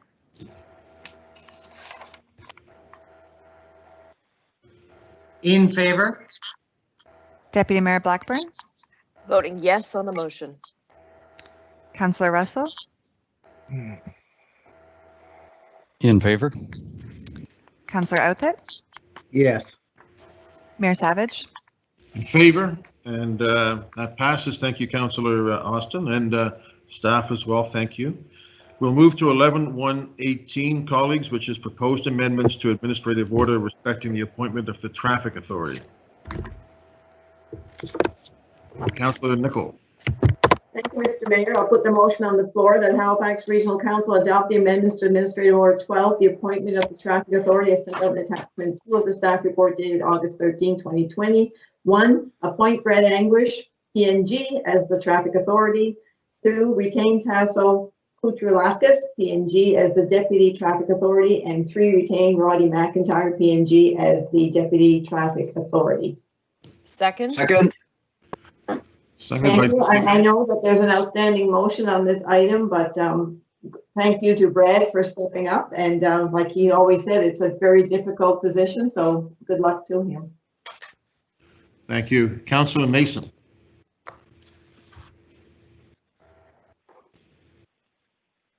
You're muted.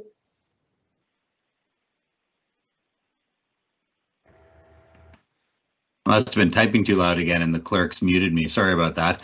And I respect them to do that, that they did that. So to Councillor Nichols' point, there is an outstanding motion regarding this. And I also feel like there's a lot of discussion that's going to happen when we form a Transportation Standing Committee again in September or November around those information items that are all germane to this appointment. So I'd like to make a motion to defer the appointment of the Traffic Authority until the requested motion of Councillor Cleary has been returned to Council. I'll second that, Councillor Russell.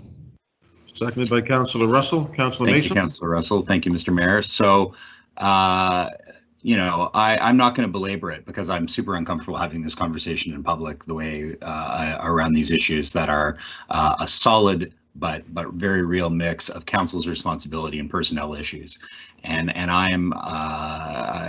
feel at this point that until we have more information about what the potential in terms of appointment could be, that it would be inappropriate to go through this discussion now and then go through it again in a couple of months when that report comes back. So I'm going to leave it at that. Thank you, Mr. Mayor. Thank you. Jacques Dubé or somebody from staff want to speak to that?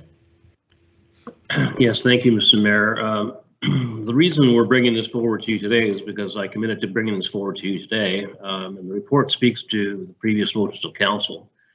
The outstanding motion of the council that was mentioned by Councilor Mason is 6 or 7 months out.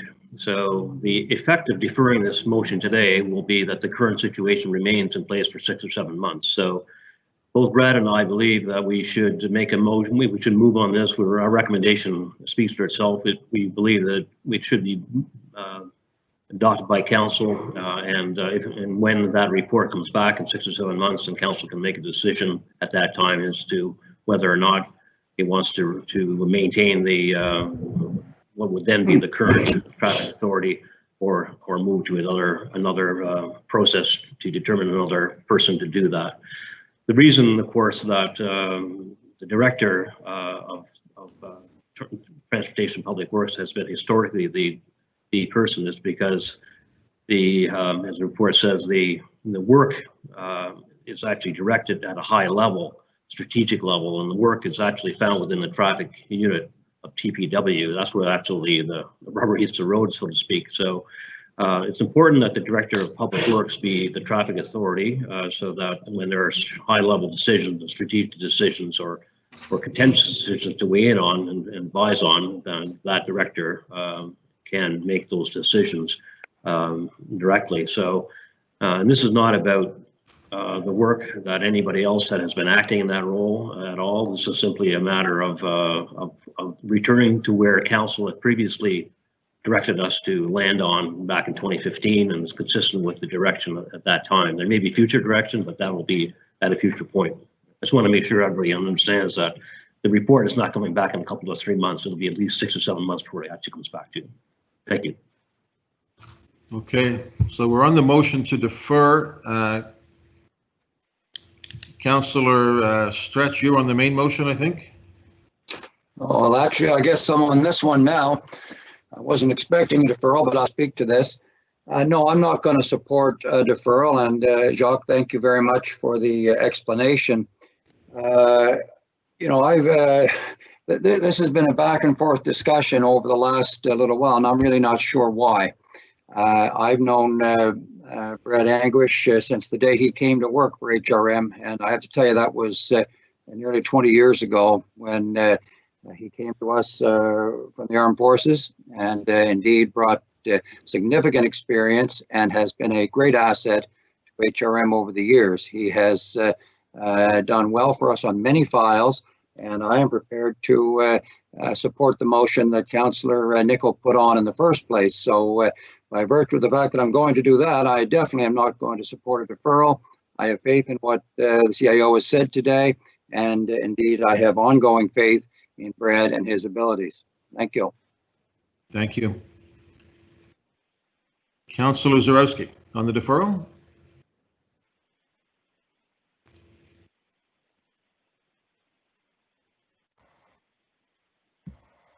I continue to play with technology here. My apologies, Your Worship. I'm going to support the deferral because I would like to see the proposal that Councillor Cleary has put forth, the staff report, come through, and it is not to cast aspersions on the quality of the people involved. I think there's a due process, and I want to see that due process played out. Could perhaps the appointment be looked at as an acting appointment until we as a council decide on the based on the motion that Councillor Cleary had put forth and the one that we're waiting for? Could that perhaps be the way it should be worded? So, Jacques Dubé? Thank you, Mr. Mayor. Through you to Councillor, with respect, no, that the appointment is returning the person who's acting now is effectively acting, and that would be the situation where we'd be returning, making this a permanent appointment until council decides otherwise. So it's not an acting appointment that we're recommending. So why not extend the acting appointment until we get our report through? I mean, if nothing has changed. That would not be the advice at this time. If you'd like to have more of a conversation about that, I would rather go into camera. Thank you. All right. Thank you. I'll be supporting the deferral of Councillor Mason's. Thank you. Thank you, Councillor Russell. Thank you very much. So we have had an acting traffic authority for, well, since I've been on council. It's been a year. I'm not sure exactly how long it has been that we have had an acting traffic authority. I'm wondering what the downside is of having of retaining the current system with the the acting traffic authority until the other motion comes back. Jacques? Mr. Mayor, through you to Councillor, if I understand the question, what's the downside of maintaining the acting traffic authority? Is that your question? That's it. What abilities do we lose? What are we not able to do? What additional costs? I would assume there are none. What are we not able to do basically by having an acting traffic authority instead of having an appointed traffic authority? Through you, Mr. Mayor, I think I can answer that by simply saying that the traffic authority is focused on the safety and regulation of streets, and the role of the traffic authority and the deputy traffic authority at HRM has traditionally resided in the traffic management sections I pointed out earlier. You know, I think it's important, and this is a conversation that Brad and I have had, it's important that if you go back to the 2015 report, that it was recommended at that time that the traffic authority be one person removed from the manager of traffic management, and with the manager of traffic management as a deputy traffic authority. So by appointing the director of transportation and public works as a traffic authority, the traffic authority role is placed at a more strategic level in the organization when making decisions. So, you know, frankly, the work happens at the levels of the deputy, really. That's where the work is controlled. But when there's strategic decisions to make, and decisions that are perhaps more contentious or more debatable, then I think it's more important to have the director there who's accountable to the CAO, who's accountable to council. So that's really the genesis of this, and the genesis of the recommendation. Nothing as much has changed since 2015, in our opinion, in terms of the rationale as to why it should be the director of public works. So is that not able to happen at this point? Is the acting director not able to report to you or go through the director to? No. See, the traffic authority is a statutory position. So when you have the traffic authority can only be directed by statute. So, you know, at the end of the day, because it's a statutory position, it's not as if it's sort of like the police chief in a way. Can't tell the police chief how to do policing. We can have conversations, we can have debates, we can ask for information, but the ultimate decision on how policing happens it's decided by the police chief. The traffic authority is in a very similar statutory position, and we believe, both the director and I believe, that that position should reside at a strategic level of the organization, namely at the director level. Okay, I'm still not sure that I'm hearing what the downside is of having the the acting traffic authority, but I will let that go for now. I might come back. Thank you. Thank you, Councillor Clary. Thank you, Your Worship. I mean, this is interesting, sort of back and forth on this one. I'm going to support Councillor Mason's deferral, and mostly because of what the CAO just said, actually. So if this is a strategic position, So to Councillor Russell's question earlier, how long has this been? Well, so Bruce Vonnegut, who was our former Director of Transportation Public Works, announced at the end of July 2018 he was leaving, and in September 2018 did leave, and we had an acting director for a number of months, and I believe Brad Anguish has been there for just over a year and a half-ish. So we're now 2 years, actually, since our last Director of Transportation Public Works left, to where we're getting an appointment. If it was in the CAO's mind so strategically important, why did it take 2 years, I guess is the biggest question. But nonetheless, we are where we are. It is a statutory position under the Motor Vehicle Act. It is council's appointment under the Motor Vehicle Act. That is explicit.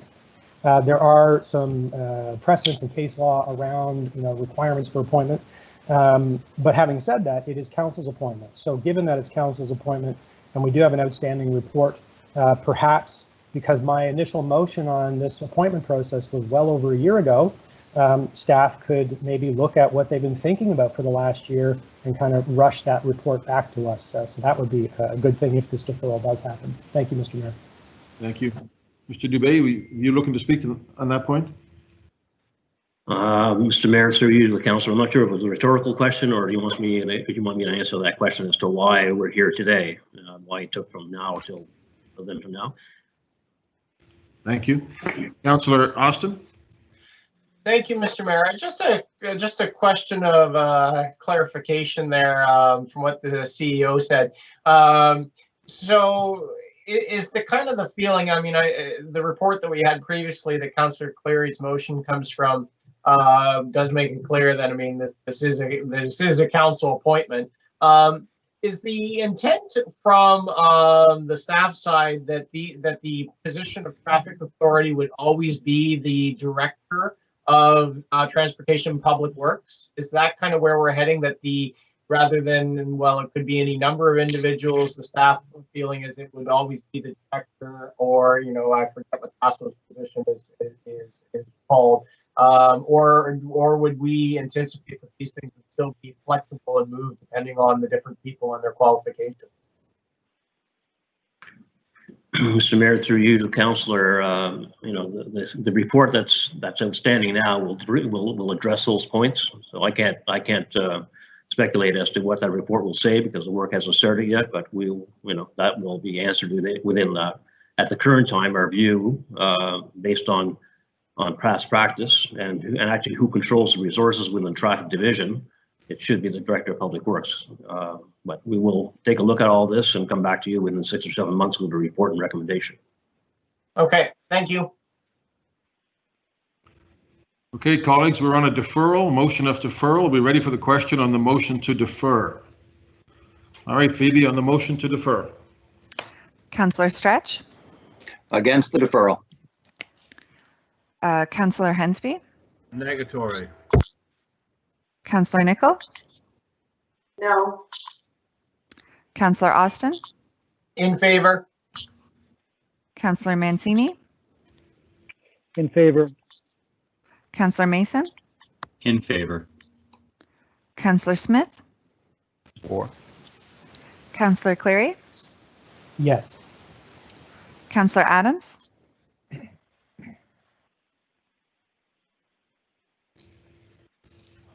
Councillor Adams. Councillor Zarowski. For the motion.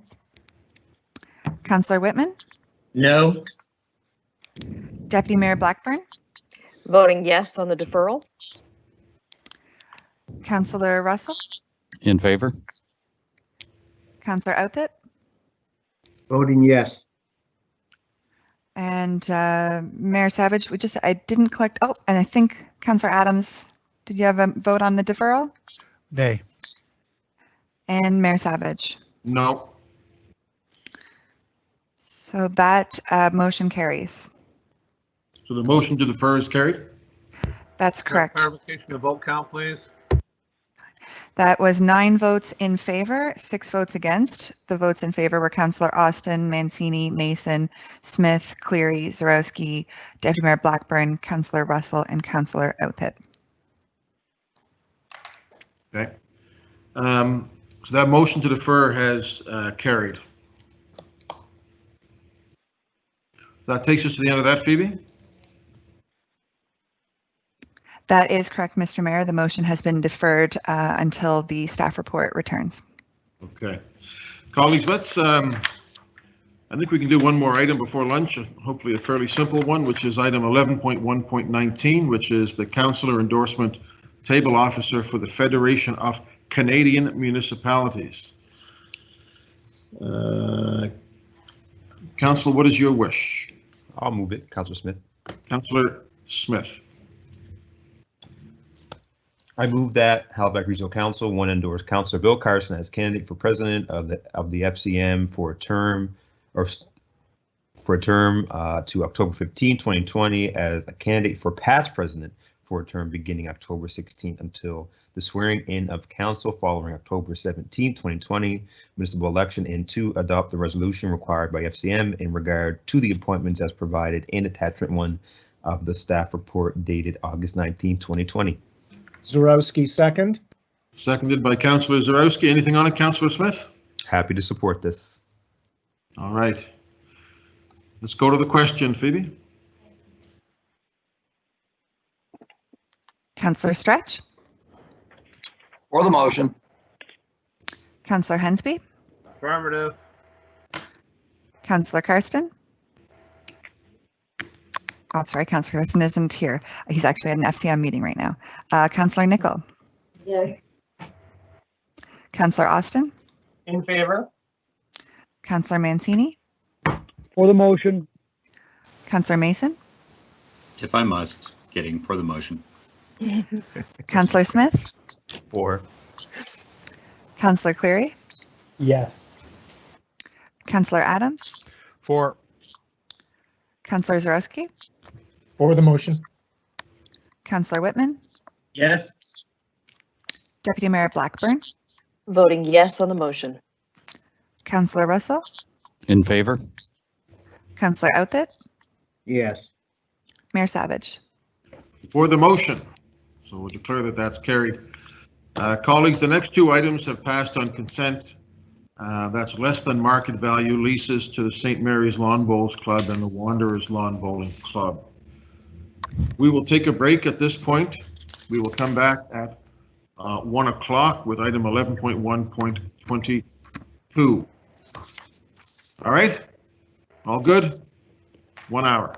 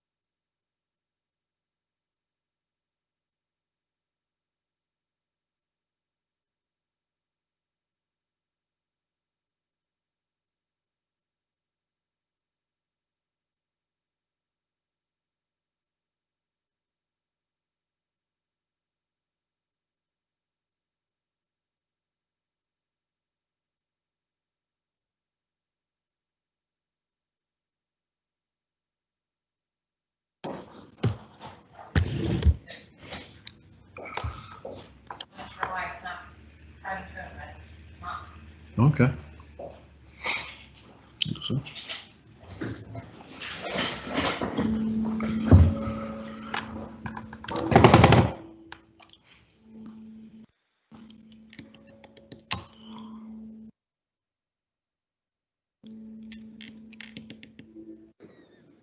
Looking forward to the real bells at City Hall as soon as they're installed again. Funny story about that. The guy who has to finalize the installation is in Ontario, the subcontractor, Viridian, and they only need it to be here for a day, and they don't want to isolate for 14 days. So they're working on it. But that's actually the main holdup right now. COVID keeps giving. Hi, everybody. April here. Just a reminder, we are live on air right now. Nothing the media hasn't already heard. We're live on air. Way Mason is a wonderful person. Since Sorry, we're you're, live, sorry, you're I on the want wrong to call. You're on Second the wrong motion. call, Bill. Sorry. here's a news flash for Middle Musquodoboit. And since we're live, I want to tell you how pleased I am with Develop Nova Scotia's announcement that fiber optic to every home here in rural HRM has been approved. So we're beside ourselves. 32,000. You got Sorry, it. Steve, I can't hear you. The connection's too bad. Yeah, that's going to change real fast, Tim. Don't you worry. I'll be faster than all you guys put together. Do that live on air. Do that live on air. Okay. Well done, Steve. Congratulations. Well, Dave Hensby led this charge, and by the time we get fiber hooked up, you guys won't be able to keep up with us. And Mr. Mayor, we do have all members of council, so I can send you live whenever you're ready.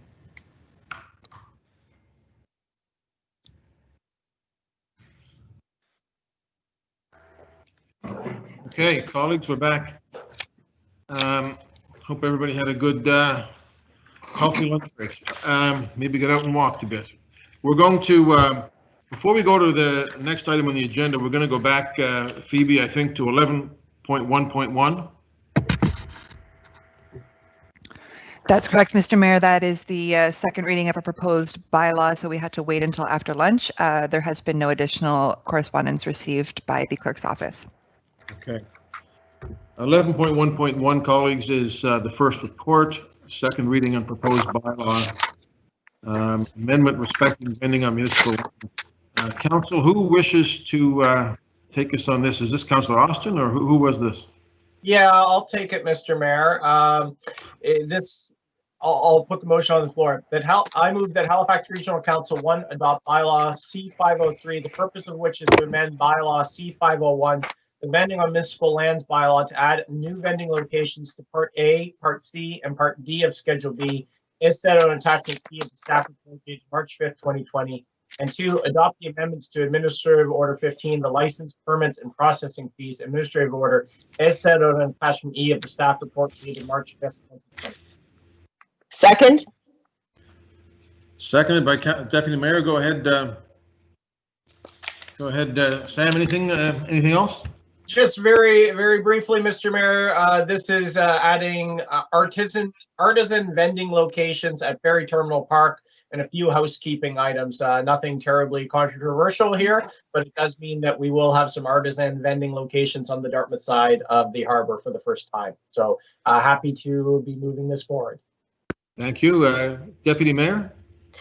Thank you, Mr. Mayor, and I will be very brief. One of the housekeeping items that Councillor Austin mentioned is an expansion of the flyer distribution methods. So just a quick question, if we could just get a very brief overview of how that pilot project went and how you see the rest of the flyer boxes rolling out. Okay, I see Chris there, perhaps. So who wants to take that from staff? Yes, Mr. Mayor, through you to the councillor. Being very brief about this, I was asked to include an expansion from my colleagues over in the solid waste group. They report that the flyer program was very well received by both the flyer company as well as the residents, and the amendments that are before council right now And the reason why they're coming in this report has a lot more to do with the fact that when looking at the legislative tools that we had at our disposal in order to make this into a more permanent thing, it became apparent that the best place for it, based on our current legislative framework, is within this bylaw. So we are proposing that we add the sites that were used during the pilot program, as well as adding several more per the list in the report. Gotcha. With the understanding that these flyer boxes would become sort of permanent installations in the right of way. Correct. These licenses that we wish to issue to the flyer company would allow them to install those boxes, renew those licenses on an annual basis, and really allow this to become more of a permanent thing and moving it from a pilot project into a more permanent project. Awesome news. Thank you very much. I got 0 calls this past winter about flyer bundles being sucked up into snow blowers. So great to hear that this is moving forward and doing well. Thank you. Thank you, Deputy. Councillor Mancini. Thank you, Mr. Mayor. I don't know if we have the right staff here for it, but it is a flyer-related comment. I'm still getting phone calls from residents that are having grave difficulty in getting off the flyer list. We direct them to the numbers 311. We get them to call the flyer distributor directly. Their conversation is, yeah, we'll take care of that. And still they receive flyers on it. So I'm not sure if there's any staff here to comment on that, but I do have numerous residents that are frustrated with it. And I don't know what else to tell them other than what I've just stated. So is there any indication or any direction we can give them that's different from before? Through you, Mr. Mayor, to the councillor.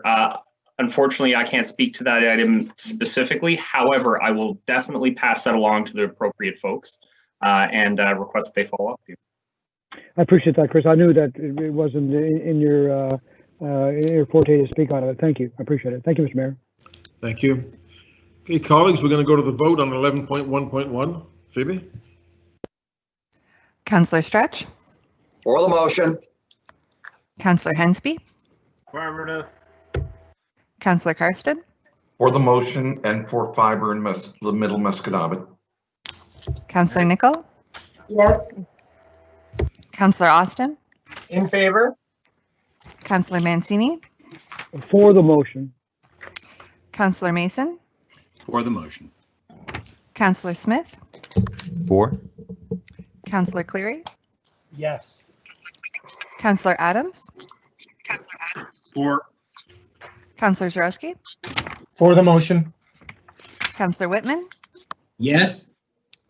Deputy Mayor Blackburn, Voting yes on the motion. Councillor Russell, In favor? Councillor Outhitt, Voting yes. Mayor Savage.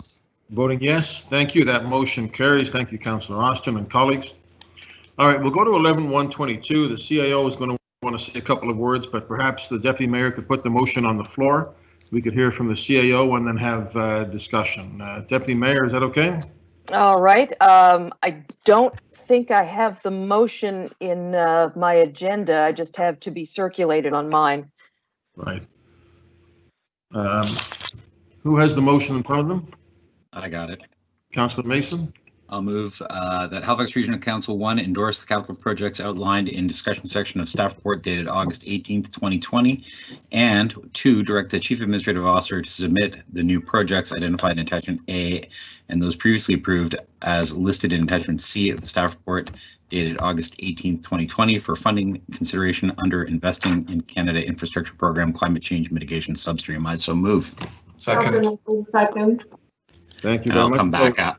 I'll come back after the CAO. We'll come back to you. Yeah. So this was obviously a late breaking thing. We didn't have it as of agenda review yesterday, and we don't like to do that very often, but the CAO will explain sort of the circumstance that we're in. Jacques? Yes, thank you very much, Mr. Mayor, through you, the council. Again, my apologies for the late arrival. But I did want to mention a number of things. I know there's been some email traffic between my staff and some council members looking to add things to the list. So just wanted to give you a little context here before we get into the debate. So the ICIP COVID-19 resilience stream was actually announced earlier this spring by the federal government to support existing bilateral agreements to help address the health and economic impacts of COVID-19. This report is in response to the climate mitigation substream of that program. I do want to correct my comment earlier this morning about being made aware in early August. This funding stream was announced in late July. I think it was July 21st. I guess my defense, I think it was on vacation at the time, but in any case, it left a very compressed period for staff to identify projects and discuss with stakeholders, including the Nova Scotia Department of Energy. So we've engaged with the Nova Scotia Department of Energy in terms of, you know, the projects that we have in the hopper that have been already been into planning and design with them to get a sense of what their appetite would be for the types of projects. So we have a really good sense of that. And a lot of that inspired, those conversations inspired a recommendation to you today. I also want to thank all the staff involved for the impressive work in such short order, recognizing it was a holiday period for many. Many hands were involved across numerous business units, and in particular, David Bruce, Paul Johnson, David McIsaac, Taylor Owen, and Shannon Miedema were instrumental in getting this report before you today. So, Mr. Mayor, you will also recall that Council approved a list of shovel-ready projects in June in anticipation of funding from various federal provincial infrastructure programming. So, if successful, funding through the ICIP would support existing planned projects through both the Integrated Mobility Plan, the Active Transportation Plan, and Halifax 2050. So these projects, the projects presented in this report, represent our best advice to Council to meet funding criteria and eligibility, as I mentioned earlier in my comments, based on conversations we've had with the province. So the funding requests amount or augment our existing program. So the proposed active transportation projects are primarily the higher cost strategic projects where cost sharing will make a significant difference in terms of rolling them out and their ability to get the work done. And of course, the key factor in selecting the active transportation projects for the list was that the planning and design process had already started. So much of the work in terms of planning and design had already been commenced.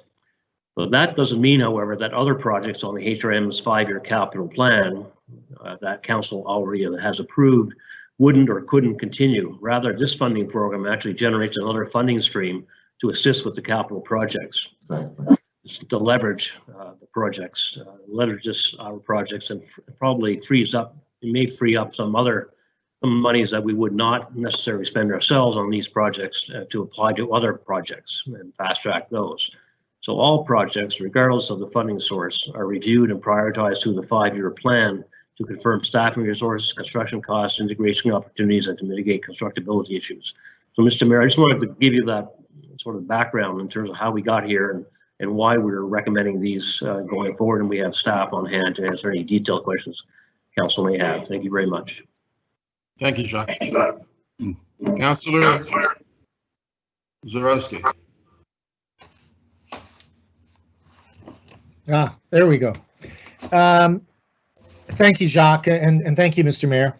I can appreciate the difficulties in getting something like this together very, very quickly.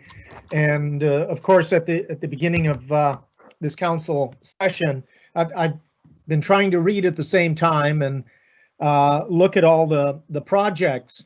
I'm curious about the qualifications that would make a project eligible for this. For instance, one of the large projects that HRM has been working on for many, many years, and that we've been talking about recently for a long time, is the creation of the Blue Mountain Birch Cove Lakes park system. Would this fall under the ability as of an ICIP climate mitigation substream funding project? And I can appreciate that you've had very little time to put this together, but do the creation of parks fall under this? Does the creation and acquisition of land fall under this particular stream? Jacques, so who wants that? I can try and answer this one. This is Taylor Owen, Climate Change Specialist with Energy and Environment. Through you, Mr. Mayor, to the councillor, the creation of parks is not currently eligible from what we understand under the climate mitigation stream. It's really focused on the reduction of GHGs, and we do know that trees and parklands do reduce greenhouse gases. This is not currently considered as infrastructure for the project in terms of the outline that Department of Energy and Mines has put forward. So what about the integration of a hydrogen economy into this? The acceleration, we do have a staff report coming out on the hydrogen economy, and is that something that could be considered for this? Not trying to second guess, but I'm just trying to get my understanding around this. Since that would fall directly under the mitigation of GHG gases. Yes, through you, Mr. Mayor, to the councillor, a hydrogen project would be eligible under this funding stream, and we have actually been having some conversation with Heritage Gas around a potential hydrogen project. Unfortunately, we didn't feel that it was ready at this time for us to submit, but I do believe that they will be submitting a project through this funding stream, and there is potential for us to be a partner and support that project in the future, but we didn't quite have the details worked out in order to submit it from our perspective right now. And when do we think the hydrogen project might be ready for consideration for something like this? So the deadline for submission is the 9th of September, and so I believe Heritage Gas is planning to submit for this specific funding stream, and otherwise it would be up to them in terms of when they plan on submitting. But I guess I'm missing something here. I'm looking at the mitigation of GHG gases through hydrogen technology. I recognize that Heritage Gas has its own vested interests in this. However, does not HRM also look to benefit by implementing hydrogen-powered buses, which of course Ballard already has implemented in many jurisdictions, and we're looking at Aberdeen, Scotland, which I believe is a sister city of Halifax, has also got that. So I'm just wondering what would make it not qualify for inclusion on this particular project? Who wants that? Mr. Mayor, I could take this one. Shannon, is that Shannon? Yes, hi. Hi. Through you, Mr. Mayor, to Council, this is Shannon Needham, Manager of Energy and Environment. So Councillor Zarowski, hydrogen projects that reduce greenhouse gas emissions are eligible in this funding stream. And we were in discussions with them on potentially partnering for submission. It was just the timeline was too tight to really get the level of detail that we would need to succeed in the funding application.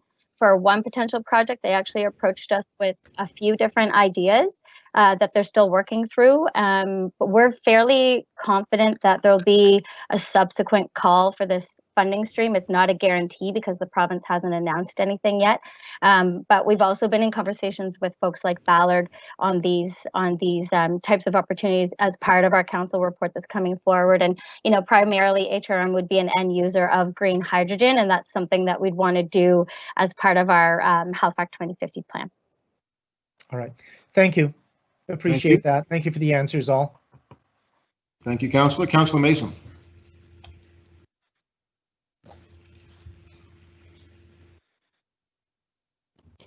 Did that work? I gotcha.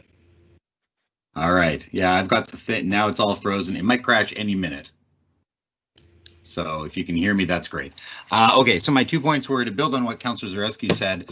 I actually think this is a great list of actual executable projects that have gone through all the processes, both the Halifax 2050 lens, our latest lens, but also, you know, I know that there's some concern about specific projects in districts, especially in the active transportation world, not being on there. I got 4 that I could try and add to those list right now, but I'm not going to do that because we have a process. We have the Active Transportation Committee, we have the Transportation Standing Committee, and then we have council voting to add stuff to the active transportation plan.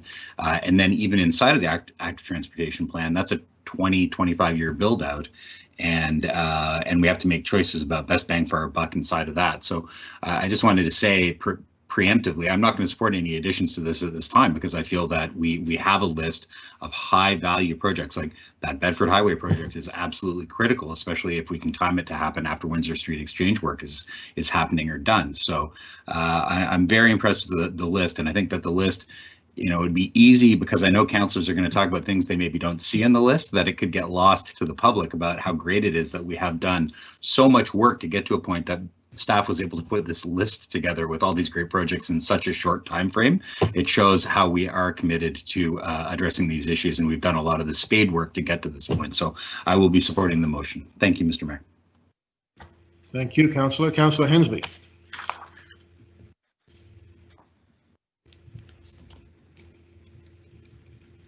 Can't hear you, David. In regards to the North Preston connectivity project, they talk about doing a trail connector up from the trail they currently have, the water trail, up into the community. I put some money some time ago into the Short Bridge extension, so that capacity of the bridge is there. Now I just got to put the path over top of it, and we have a paved shoulder all the way up the main road to the school. So all we really needed to do was put some paint down with the center line and also with the sidelines to show where the paved shoulder is. So we need to incorporate that as a part of the plan. You know, they got $1.4 million, I think it was included in that project, from go from the bottom of the hill to the school. And I said, well, that's nice, but I think most of the work is already done. That's why I want to stress that the connectivity from the school to the daycare center, which is 270 meters, the department has been recommending a sidewalk to go in that little short street there. And I'd like to see that as a part of that project description, not just the main road, but also the inclusion of Kane Street to connect the daycare center with the school and also with the community center. They're all, those two people, those critical infrastructure. There's a short little safe walk with a sidewalk. And I want to make sure that was included as a part of the project description in the document. Can I get a comment on staff on that, please? Yeah. I see Dave in there. Yeah, David McIsaac here, Active Transportation Supervisor, through you, Mr. Mayor, to Councillor. So I think I know, you know, that where you're talking about there, Councillor. I would say that we do already have Kane Street, probably a sidewalk, you know, on our capital list, or at least our draft capital list that we're looking at for next year, you know, if we do rehabilitate that road next year. And I think just for the purposes of this list, we are kind of looking for the big, larger segments where infrastructure funding would make a real difference, would kind of move them up to being buildable. So that was the rationale that it's not, you know, part of that, but it is still a project that is a priority for us, regardless of whether there's infrastructure funding attached to it. Well, my concern though is that sidewalk connecting the school to the daycare and the community center would be probably the highest traffic volume area in the whole community. And I think that would be, in my opinion, a priority for community safety. And that's why I want to see at least that Kane Street sidewalk as listed as part of that project on the document. I don't want it to be overlooked or put off to next year. I know that connector for the community would be much more highly appreciated by the community than going down the hill and walking on the trails where the bears are. I'm just saying that that's what the communities are concerned about, is they want to have that safety within the community itself. And that's why I've asked that perhaps that Kane Street sidewalk of 270 meters, very short distance, be included as a part of the project description. So what I'm hearing right now is that it's not necessarily included in this, but it will be considered in next year's budget. Is that correct, Dave? Yeah, that's correct. Councillor Hensby? What difficulty is just to amend the bit of the project description?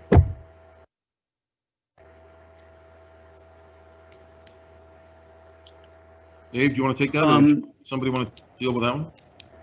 We can take direction from council. You know, if it's not a large segment, it would probably add, you know, $200,000. I don't know exactly to the amount of the project. That's as much as I can say right now. I see Victoria is back. Victoria, did you want to speak to it? Mr. Mayor, if I could, Victoria Horn, in this instance as Acting Director of Transportation and Public Works. So we certainly can appreciate that, as the CAO indicated at the beginning, that there are councillors that have specific projects that they would wish to have listed in this list. But as my colleagues have reiterated, that doesn't mean that the projects won't proceed as planned. It just means that it's not to the size and scale that aligns with the criteria as listed through the province. So the list that staff have put forward, we feel, are really poising us in the best position to receive the funding from the province. But it doesn't mean Councillor Pensby's project would not proceed as planned for next year. See, Mr. Mayor, that's the problem in regards to the province. They love the word greenway, but they don't like the word sidewalk. And that's one of the funding issues we got to talk about. We want to have safe, active transportation corridors. A sidewalk is, in my opinion, just as good as a greenway, if not better. But the only question is, greenways is the buzzword today because sidewalk is too generic for them. And I really believe that that sidewalk exclusion needs to be corrected. Okay. Thank you, Councillor. Councillor Karsten? Thank you very much, Mr. Mayor. Just a very quick point, and that's basically on behalf of council, and I'm sure yourself, Mayor, just to reiterate what our CAO said in terms of the flexibility and being nimble that staff displayed in putting this list together. I recall when this announcement was made, I believe by the Minister of Infrastructure, I was going to say Deputy Mayor, Prime Minister Chrystia Freeland, but it was the Minister of Infrastructure. And certainly FCM welcomed this because I think the intention is to get projects out the door quickly, effectively and efficiently for communities. And certainly the names that Jacques mentioned, each and every one, I won't mention them again, but I thank you for your work on this and getting together so quickly. Demonstrates again that monies can flow to municipalities under some of these programs and get out the door effectively and efficiently. Thank you. Thank you.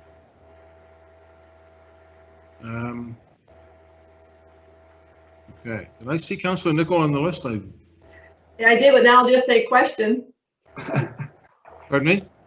Question. I did, and I removed it, but now I'll just say question on the motion. Okay, we got one more person that wants to speak, though. Thank you. Councillor Russell. Thank you very much. We have on this project part of the the multi-use path that goes from Glendale Drive down to Sackville Drive along Cobequid Road. We also have already done the multi-use path that goes from Glendale Drive up to Suckerbrook Road. And those two paths are 1.0 kilometers basically from Glendale down to Sackville Drive and 1.3 going up to Suckerbrook Road. What's missing along that is the 0.4 kilometers that then goes from Suckerbrook Road to First Lake Drive. And what this would do by adding that 0.4 kilometers is create a circle of safety, if you will, around First Lake, where we would have joggers and runners who would be able to run all the way around the road around First Lake instead of having to go on the. We have a wonderful trail system around First Lake, as everybody has heard, but this would mean that if people are not comfortable using the trails, if it's late at night when the parks are closed, then people would be able to go run around the lake without any issues. It also means that people wouldn't go somewhere else. They wouldn't drive somewhere else in order to be able to do this. I understand that this isn't at the stage where this project would be considered under this list, and I appreciate the response, Mr. McIsaac, that this is not ready for this list yet. I would appreciate it. I would ask you to do the engineering work that is required, and so that we can have this in a future discussion, because everybody around Lower Sackville has been looking to see this 0.4 stretch of road completed and get the multi-use pathway on it. So I'll leave it at that, but again, would appreciate it for future consideration. Thank you. Okay. Thank you, Councillor. Is there anybody else on this? Okay, colleagues, then thank you to staff, to Dave Bruce, Paul Johnson, Dave McIsaac, Taylor Owen, and Shannon Amidama. Ready for the question, colleagues? Question? Councillor Stretch, For the motion. Councillor Hensby, Affirmative. Councillor Karsten, For the motion. Councillor Nicol, Yes, in favor. Councillor Austin, In favor? Councillor Mancini, In favor of the motion. Councillor Mason, For the motion. Councillor Smith, In favor? Councillor Cleary, Yes. Councillor Adams, For. Councillor Zarowski, For the motion. Councillor Whitman, In favor? Deputy Mayor Blackburn, Voting yes on the motion. Councillor Russell, In favor? Councillor Outthit, Yes. Mayor Savage. For the motion? That motion passes. Again, thanks to staff. Jacques, thank you as well. Thank you, colleagues. We will move to 11, Audit and Finance Standing Committee. 11.2.1 is write-off of uncollectibles. Councillor Karsten, is this you or Councillor Nicol in the absence of, who's taking this? Yes, it would be Councillor Nicol, Mr. Mayor. Councillor Vice Nicol. Chair. I'd be happy in absence of Councillor Walker. Halifax Regional Council approved the real property tax accounts in the amount of $11,070.18, comprised of $14,270.10 principal and $2,808 interest, as summarized in Schedule 1 of the staff recommendation report dated February 14, 2020, be formally written out of the books of account to the general revenue accounts in the amount of $67,252.70, comprised of $61,834.80 principal and $5,417.90 interest, as summarized in Schedule 1 of the staff recommendation report dated February 14, 2020, be formally written out of the books of account. 3, the recreation accounts in the amount of $30,416.49, comprised of $30,416.49 principal and $0 interest, as summarized in Schedule 1 of the staff recommendation report dated February 14, 2020, be formally written out of the books of account. And 4, the capital account in the amount of $1,051,051,000, comprised of $1,051,000 principal, $0 in interest, as summarized in Schedule 1 of the staff recommendation report dated February 14, 2020, be formally written out of the books of account. Second? Second, Whitman. Seconded. Thank you. We go through this every year. It's never pretty, but I have no comments to add at this time. Thank you. Thank you. Councillor Whitman. Thank you, Mr. Mayor. And just one question for staff. I see Renee has joined. Under real property, there's 24 accounts for 17,000. General revenue, 48 counts for 67,000. Recreation, 104 accounts for 30,000, and then one big capital account for over $1 million. If staff could comment on that for the record. I'd be happy to. Through you, Mr. Mayor, to the councillor, Renee Towns, Manager of Revenue and Treasurer. So with respect to the capital account, the debt was related to the unfunded capital from the initial construction of Alderney Landing. So back then, the construction costs were funded via contributions from the province, ACOA, HRM, and a capital fundraising campaign led by Alderney Landing. So Alderney Landing had committed to raising $1.444 million. Unfortunately, the capital campaign only raised a total of $393,000, leaving the remaining outstanding debt of $1.051 million. So as part of council's absorption of the management agreements with that group in October 2018, council approved absorbing the debt associated with that initial construction in October. So this report is just the administrative portion of formally writing that out of the books. Thank you for the explanation. Thank you very much. Thank you. Councillor Karsten. Thank you very much, Mr. Mayor, and thank you, Councillor Whitman, for bringing that forward. We did discuss that thoroughly at the Audit and Finance Committee meeting. I don't think the councillor was able to attend, but I'm very pleased that this is finally here. It's something that, quite frankly, way back during my 16 years in council, several folks have brought up as a potential write-off, including Councillor McCluskey back many years ago, that this should be written off and not in debt to the Albany Landing Group. And it took the management agreement basically to set that in motion, and I'm here to fully support it. Thank you. Thank you. Seeing nobody else, ready for the question, Phoebe? Councillor Stretch? For the motion. Councillor Hensby? Affirmative. Councillor Karsten? For the motion. Councillor Nicol? In favor. Councillor Austin? In favor. Councillor Mancini? For the motion. Councillor Mason? For the motion. Councillor Smith? For. Councillor Cleary? Yes. Councillor Adams? For. Councillor Zarowski? For the motion. Councillor Whitman? Yes. Deputy Mayor Blackburn? Voting yes on the motion. Councillor Russell? In favor? Councillor Outthit? Yes. Mayor Savage? For the motion, that passes. Thank you. Staying with Audit Committee, we'll go to 11.3.1, which is year-end financials. Councillor Nicol. Thank you, Mr. Mayor. I'll put the motion on the floor that Halifax Regional Council approve 1, the consolidated financial statements of the Halifax Regional Municipality for the year ended March 31st, 2020. 2, the statement of general rate surplus of the Halifax Regional Municipality for the year ended March 31st, 2020. 3, transfers of $35,119,994 as outlined below to reduce the general rate surplus to 0. Debt principal and interest repayment reserve Q631, $3,600,000.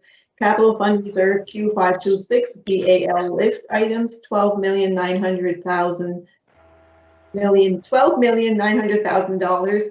Capital fund reserve Q526, $12 million. General contingency reserve Q421, $6,619,994 for the financial statements of the Halifax Regional Municipality Miscellaneous Trust Funds for the year ended March 31st, 2020, and 5, the appointment of KPMG to be the external auditors for the fiscal year ended March 31st, 2021. And I'll second that, Councillor Russell. Seconded by Councillor Russell. Thank you. Councillor Nicol. Thank you. And much like Councillor Karsten said, we had a fulsome discussion at Audit and Finance, and I have no questions, but this is the opportunity for all of council to, if they do. Thank you. Thank you, Councillor. Seeing no questions, I'll call the vote. Phoebe? Councillor Stretch? For the motion. Councillor Hensby? Affirmative. Councillor Karsten? For the motion. Councillor Nicol?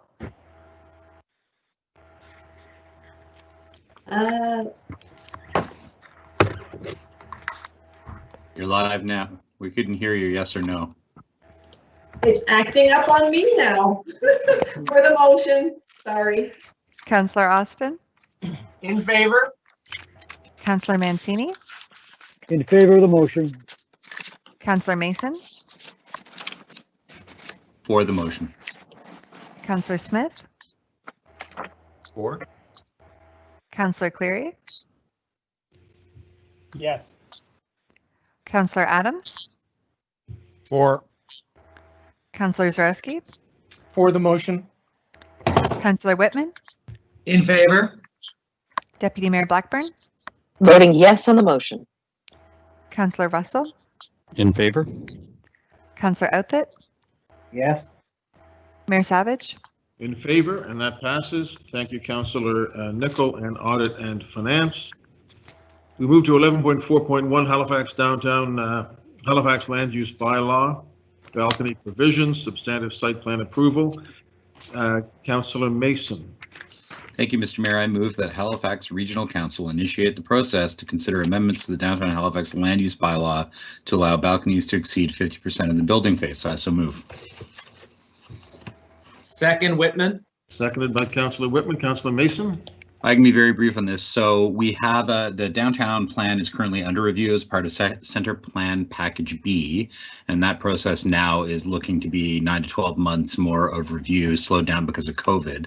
So after emailing the CAO and the mayor and the Director of Planning, Kelly Denty, I'd like to put the following motion on the floor. Motion to refer the motion to Community Design Advisory Committee for consideration as a part of the Downtown Halifax Plan Review and to report back to Regional Council via the Community Planning Economic Development Standing Committee. I so move. Second. Seconded by the Deputy Mayor. That's to move it to CDAC. Councillor Mason. Yeah, so that would incorporate this into the process that's already underway rather than setting up a separate process that would require a bunch of staff resources we don't want to deploy on that. And this is probably faster than setting up a separate process. So I'd ask council to support the referral. Thank you, Mr. Mayor. Okay, so that referral is on the floor. Ready for the question on the referral? Mr. Mayor, Councillor Cleary. Yeah, Councillor Cleary. Very quick question for staff. So I appreciate what Councillor Mason just said. So because we are in the process with Center Plan, looking at Package B and also reviewing the downtown plan to update that with the rest of the regional center, the original motion was to basically do a land use, NPS and land use amendment, which could take quite a while. So on the center plan, if this is incorporated, and I expect it would be a huge amount of extra work, but just can staff refresh us on when, given COVID and how things have changed, because our original plan was to have Center Plan Package B done this fall. Roughly what time are we looking at Center Plan coming back in, fingers crossed, toes crossed, all things being equal? I see the inimitable Kelly Denty. Is that you, Kelly? You'll take that? That's me, yes. We don't have a date, of course, because of the community gathering issues relative to consultation. So that's why I think it's safe to go with what Councillor Mason mentioned relative to the 9 to 12 month push out, I think, from here. We had hoped, of course, to be here in September now. But yeah, so we're at least 9 to 12 months out based on where we are. Obviously, if things change, if we can get there faster, we'll certainly do that. But it's the whole reaching out and doing the in-person consultation that's causing a problem for us right now. But because we're already engaged with Center Plan, CDAC already has Package B, we've already dug into it. In your mind, this is definitely a faster process than setting up a completely separate land use bylaw amendment for this. No question. It's much better approach to fold into the current process that's underway. Awesome. Thank you very much. You're welcome. Thank you, Councillor. Thank you, Kelly Denty. Seeing no other questions, we're going to vote on the motion to refer this to Community Design Advisory Committee. I see no other people wishing to speak. Ready for the question on the motion to refer. Phoebe? Councillor Stretch, For the motion. Councillor Hensby, Affirmative. Councillor Karsten, For the motion. Councillor Nicol, For the motion. Councillor Austin, In favor? Councillor Mancini, For the motion. Councillor Mason, For the motion. Councillor Smith, For. Councillor Cleary, Yes. Councillor Adams, For. Councillor Zarowski, For the motion. Councillor Whitman, Yes. Deputy Mayor Blackburn, Voting yes on the motion. Councillor Russell, In favor? Councillor Outthit, Yes. Mayor Savage, In favor. So that carries. Thank you, Councillor Mason. Colleagues, 11.5.1, case 22050, amendments to Halifax MP Municipal Planning Strategy and Mainland Use Bylaw for Parkmore Avenue, Hay Street, and Charlton Avenue. Who is leading us on this? Your Worship, it's Councillor Adams.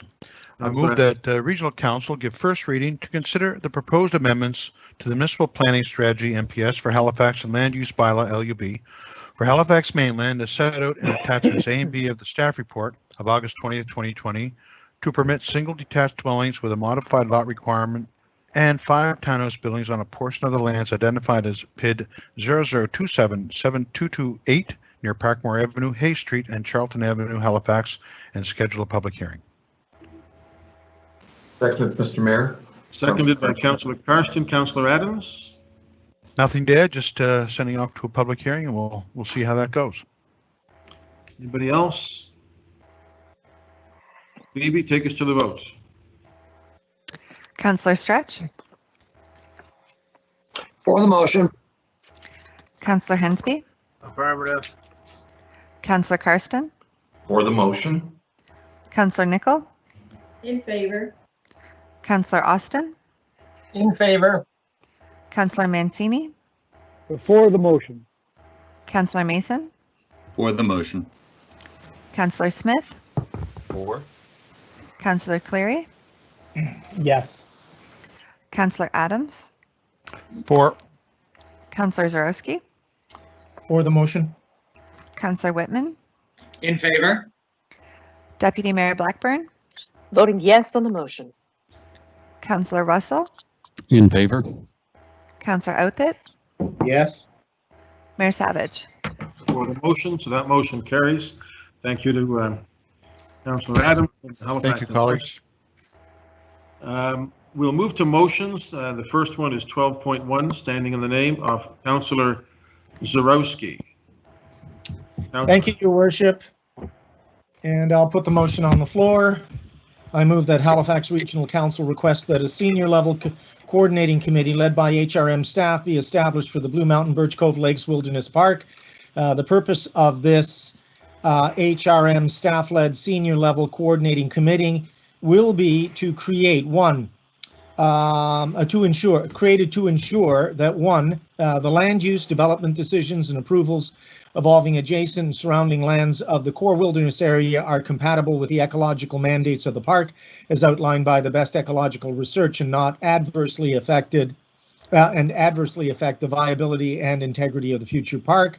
Number 2, the coordinating committee will be staff-led and comprised of advisors from the public and NGOs, such as, but not limited to, the EAC and Friends of Blue Mountain Birch Cove Lakes. Number 3, provide progress reports to HRM Regional Council once every 6 months, which will be made available to the public. And a second 3, I guess that should be a 4, provide a monitoring plan whose purpose is to protect the ecological integrity of the proposed park with an emphasis on ensuring public use compatible with the purposes of the future park. Second. Seconded by Deputy Mayor Blackburn. Councillor Zarowski? Just to briefly speak about this, we've been talking about the Blue Mountain Birch Cove Lakes now for quite a while, and we've got a lot of public input, and we've received literally hundreds, if not thousands, of emails in support of the project, which has been going on since about 2006. And I think that it's important to engage the public. And the purpose of this motion is to create a committee whose sole responsibility is to look at the formation of this one-of-a-kind parks and to head off at the pass all the controversy and some of the misinformation from many, many sources that has been the bane of this potential park's existence. And with a staff-led committee, the input of groups like CPAWS, for instance, the Canadian Wilderness Parks Society, Association of Wilderness Park Society, has a lot of evidence-based decision-making on the creation of parks. We have wonderful ecological groups that promote sound and solid ecology and have great experience in linking what the public would like and the massive undertaking that creating the Blue Mountain Birch Coves parks would be. This is a one-of-a-kind project. I don't think there's any city in Canada that will have anything approaching the level of this in terms of size, complexity, and the number of players involved in this and the direction that we have to move into. So this is basically a plan to monitor where we're going, to report back to council, and to actually give our staff a bit of a break. It's there to help staff in terms of the consultation process, so that we can get the information in a timely way and not let it skid off the rails, because we've got our hands full with a whole pile of other things, not the least of which is COVID and climate change. So forming a separate committee to be able to look at this, liaising between staff and council and the public, would be nothing but a boon for the city. So I put this motion on the floor in the hopes that council will support this decision. Thank you. Thank you, Councillor. Councillor Cleary. Thank you, Your Worship. I support Richard's motion, or Councillor Zarowski's motion. I'm not sure. I mean, provide a monitoring plan. I mean, there's some things that obviously still need to be worked out because a lot of the land isn't ours yet. A lot of it's provincial. So, I mean, we can monitor, but I'm not sure what we could do with it without partnership with them. So hopefully we'll be working on bringing them into this and seeing how they can support this as well. I do have a suggestion and possible amendment I'm hoping Councillor Zarowski would entertain in section or clause 3, where we're looking at progress reports. I wonder if every 12 months rather than 6 might be, just because how long it takes for staff to prepare reports and bring them back to us. I'd hate for them to be spending more time putting the reports together than would be actually working on the plan. So maybe an annual update might be better, and maybe that's friendly. I'm not sure. I see Richard thumbing up there. So I put that out there for now, and I'll seek your permission, Mr. Chair, as well as our legal advice on if that's friendly or we have to vote on it. Well, I take a thumbs up as a friendly sign. I think Councillor Zarowski, you're okay with that. Deputy Mayor, you're okay with that? As long as it's just a thumb and not another appendage. Yeah, as the seconder, I'm fine with that too. Thank you. Okay, so that'll be changed to 12 months progress reports. Thank you, Councillor Cleary. Councillor Mason. Thank you, Mr. Mayor. You know, further to, you know, what I think we just heard there about the scope of this, I have to say that I think according to our rules, this has to be a request for a staff report to outline this committee, right? I don't think that we can, you know, like either that or we'd have to vote to suspend the rules by 2/3. And I think it's appropriate because I have questions that staff can't answer about how this would work, right? Like in principle, I support it, Richard, I do, but we need the details. We can't say just go and do a thing, but we don't have any of the details about how it's going to work. So I'm wondering if that is, well, I guess before I even ask if that's a friendly amendment, I would ask am I reading that right to the solicitor? Should this not be according to Administrative Order 1, request for a staff report? So before I go to Karen, I just will say that this came up at agenda review yesterday, that it is our practice to ask for staff reports. The CAO had indicated he had no issue with this. He thought this was pretty workable. But Karen, is it, what is your view on this? Do we need to make this a staff report, or can we just direct to this? Thank you, Mr. Mayor. Mr. Mayor, my recommendation would in fact be that it should be a staff report, which would enable staff to provide some details back to council for council's consideration as to what the scope of the committee would be, things like the composition of the committee and so on, and how it would also work with any planning advisory committee and that type of thing. So that's certainly my recommendation to council. So with that in mind, I guess I would just ask Richard, you know, I would like to put that as a friendly amendment because to me, understanding how it's going to interface with adjacent planning advisory committees, watershed, the West Common, you know, all those things that needs to be clear so we don't end up in conflict. So if that's friendly, I would suggest that it be for a staff report. Councillor Zarowski is okay with that? Yeah, I'm just fine with that. I've been sort of wrestling with that, whether we should just move right ahead, but there's certainly a lot to discuss on this. And I take to point and to heart what Councillor Cleary has pointed out. So having a staff report is not a bad idea at all, and I view it as friendly. Okay, Karen, we can make that a friendly amendment. There's nothing inappropriate about that. It's not contrary to the motion or anything. Good. No, I Mr. Mayor, I think it's correct. Thank you, Solicitor. Thank you, Mayor, and thank you, Councillor Zarowski. I appreciate that the CIO wants to move ahead with it. I think we all do, but I just think, you know, these are the kind of processes that you have to adhere to at all times to make sure that you are crossing all the T's and dotting all the I's. So thank you for that, Councillor Zarowski. Thank you, colleagues. Thank you. That motion now reads a staff report. Request a staff report to create this senior level coordinating committee. Councillor Bill Karsten. Thank you very much, Mayor Mike Savage. So thank you very much, Richard, for bringing this forward. I fully and completely, entirely, in the whole package, the whole bit, right? Support this. I do appreciate Councillor Mason coming forward with because if for no other reason, the composition is still not decided, so that would have to come back in the staff report, and I totally, completely support it. And I find, Councillor Zarowski, everything is very friendly today, so it's all good. Thank you. Okay, We can thank you, fix Councillor. that, Councillor Carson. All right, you guys can shake hands later. Councillor Nicol.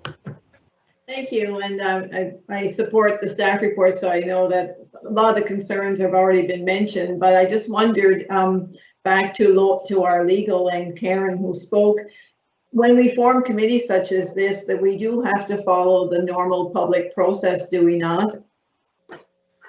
I'm referring to, like, I know number 2 is actually identifying who we want on the committee, so I'm not sure if that's being fully transparent in the process of asking people to be on this committee. Thank you, Mr. Mayor. That would be one of the things I think that would be addressed in the staff report that would come back, and that would be one of the important reasons why we would in fact have a staff report, or why we would suggest one in this case. Okay, because I'd be more comfortable with number 2 just ending after NGOs, just saying the coordinating committee will be HRM staff led and comprised of advisors from the public and NGOs, instead of specifying which ones. It's just something for consideration in, being transparent. We want the right people on there, but it's fine when you're asking for certain members. It could be viewed as being favoritism in that respect. Thank you. Thank you, Councillor. So, colleagues, the motion has been amended on 2 occasions to go from every 6 months reporting to council to 12 months. And that this is now a request for a staff report and everything else being the same. Ready for the question, colleagues? If I may close ahead, quickly to address Councillor Nicol's concerns, that's why the second part in that I said, but not limited to.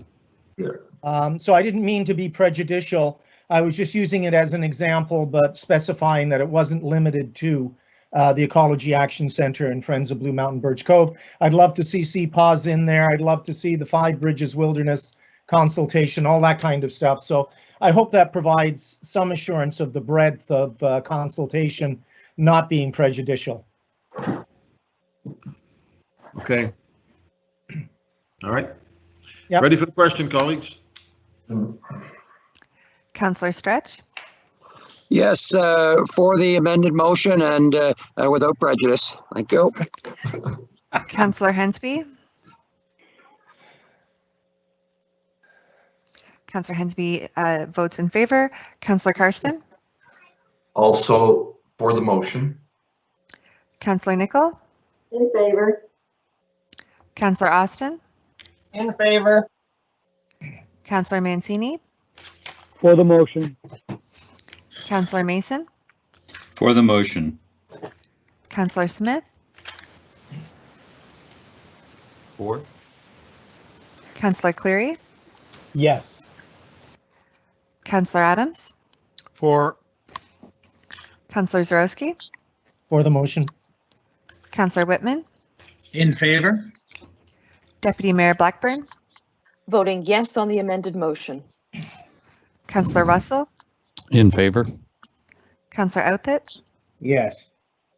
Mayor Savage, For the motion carries. Thank you, Councillor Zarowski. Thank you. Councillor Adams on 12.2.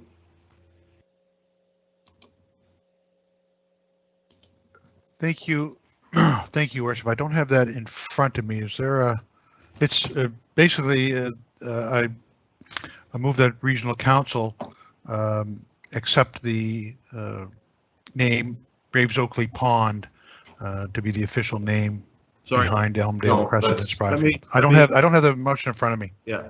Let me, so is 12.2, Phoebe or April, is that still on the agenda, 12.2? Oh, sorry. Mr. Mayor, no, 12.2 That's- has been deleted from the yeah. agenda. That's why I Sorry, didn't that see was it. on an earlier version. Okay. Yeah. Sorry, Councillor Yeah, Adams. that's all right. That was actually, I gave that notice last meeting to be for a future meeting, not specifically this one. So give our chance a little time to speak with provincial staff and negotiate a deal. Okay. Thank you, Councillor. But I don't have my other motion in front of me. That's the one I thought you were referencing. Yeah, so, yeah, that would be 14.1, I believe. Can we put we'll go to 14.1 now if we can get that motion, and then we'll look at where we are with in-camera items. So can we put the motion in the chat, or can Councillor Adams find that motion, item 14.1? Yeah, it's in the chat now, Mr. Mayor. It's in the chat, Councillor Adams? I don't see it in my chat. It's not in the chat yet. Just give me one moment, Mr. Mayor. Sorry about. Oh, sorry, that's the one from the last item. Bill's looking into the future again, isn't he? Yep. That's.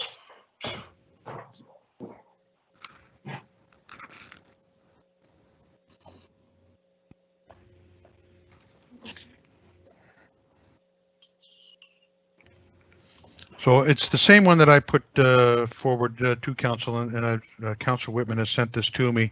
I move the regional council endorse the naming of the pond at Graves Oakley Park behind Elmdale Crescent, Graves Oakley Pond.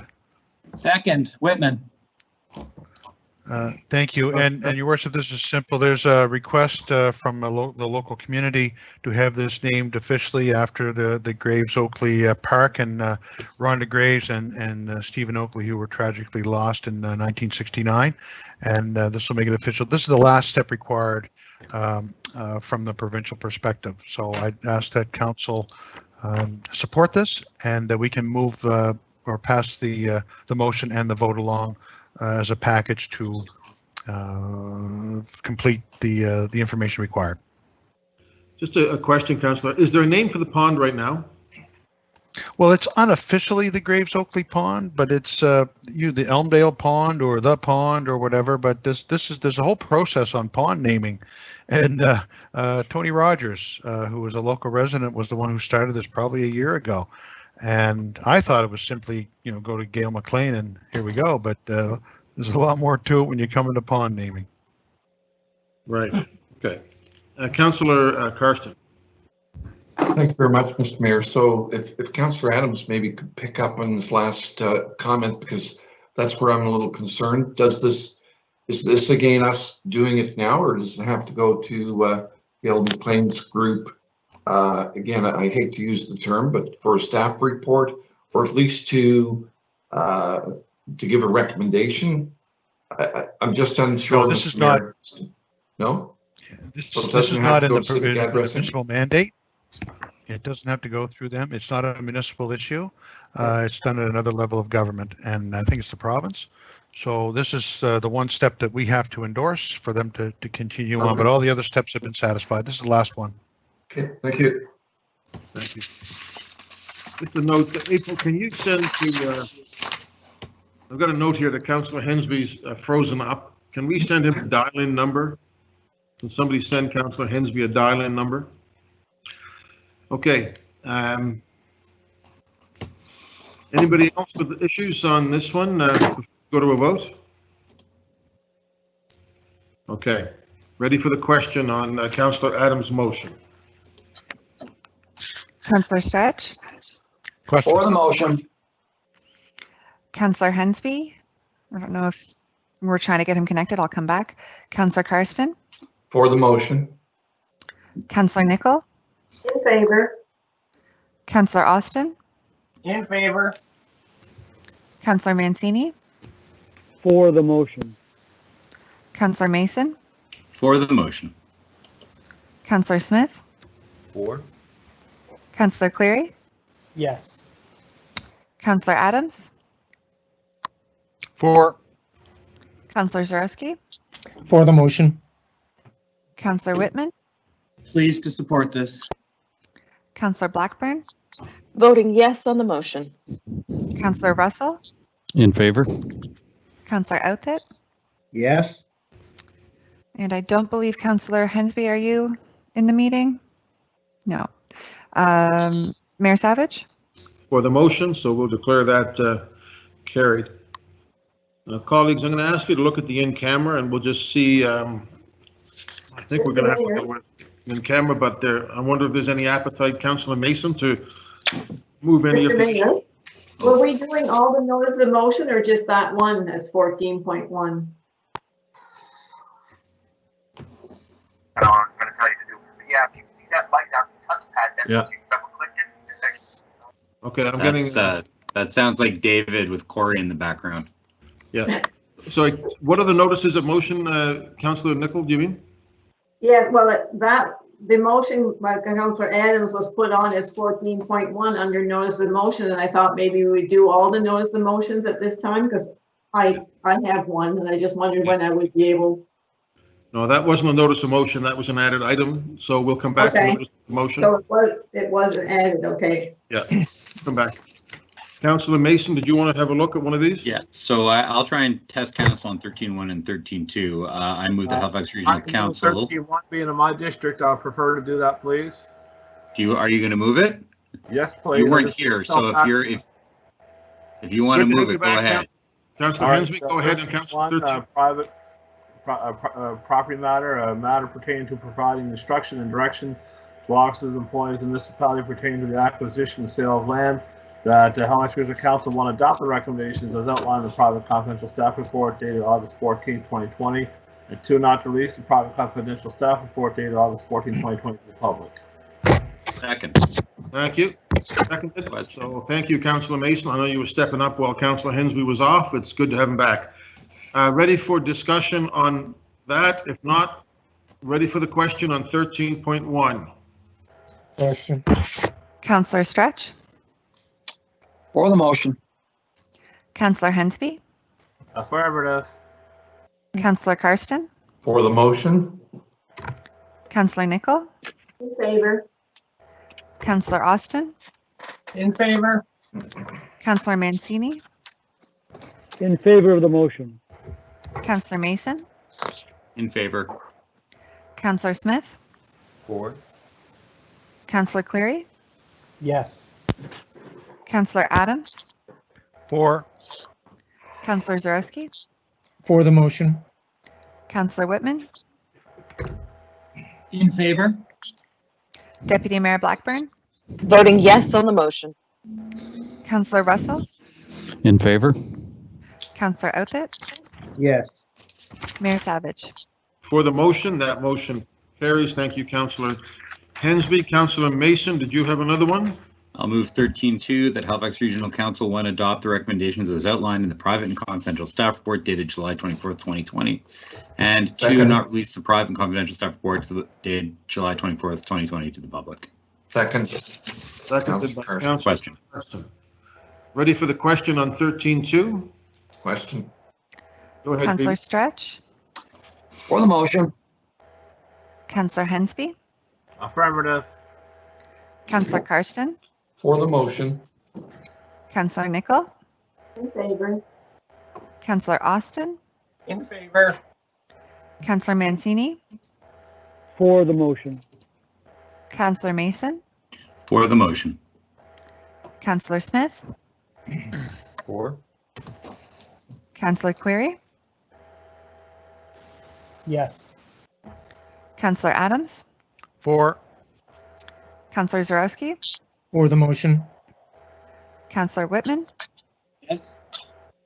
Deputy Mayor Blackburn, Voting yes on the motion. Councillor Russell, In favor? Councillor Outthit, Yes. Mayor Savage. For the motion, that carries. Thank you, Councilor Mason. My assumption is we're going to go in camera on the next two items. Mr. Mayor.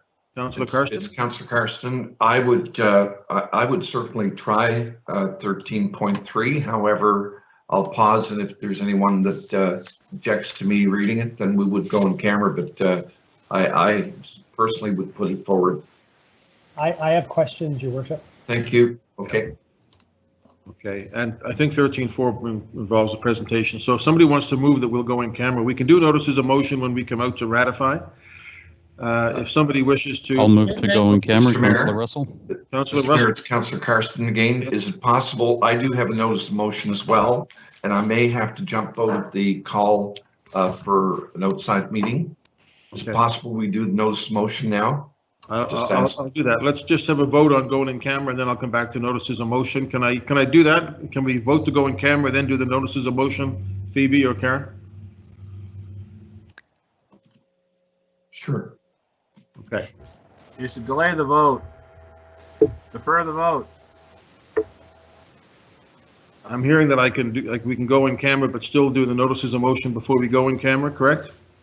Yeah, I don't see a problem with that, Mr. Mayor. All right. So all those in favor of going in camera? Aye. Aye. Aye. Opposed? Aye. Aye. We'll go in camera for 13.3 and 13.4. I will go to notices of motion. Councillor Nicol, I think you indicated you had one.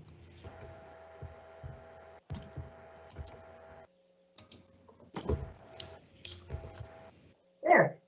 Thank you. Take notice that the next meeting of Halifax Regional Council to be held on September 22nd, 2020, are proposed to introduce Administrative for 2020 11 ADM respecting HRM's grant programs for active transportation and recreational trails. The purpose of which are 1, to provide grants to eligible trail organizations and community organizations to support municipalities' active transportation objectives, and 2, to support the planning, construction, operation, and maintenance of MUPs, multi-use pathways or multi-use facilities and recreational trails within the Halifax Regional Municipality.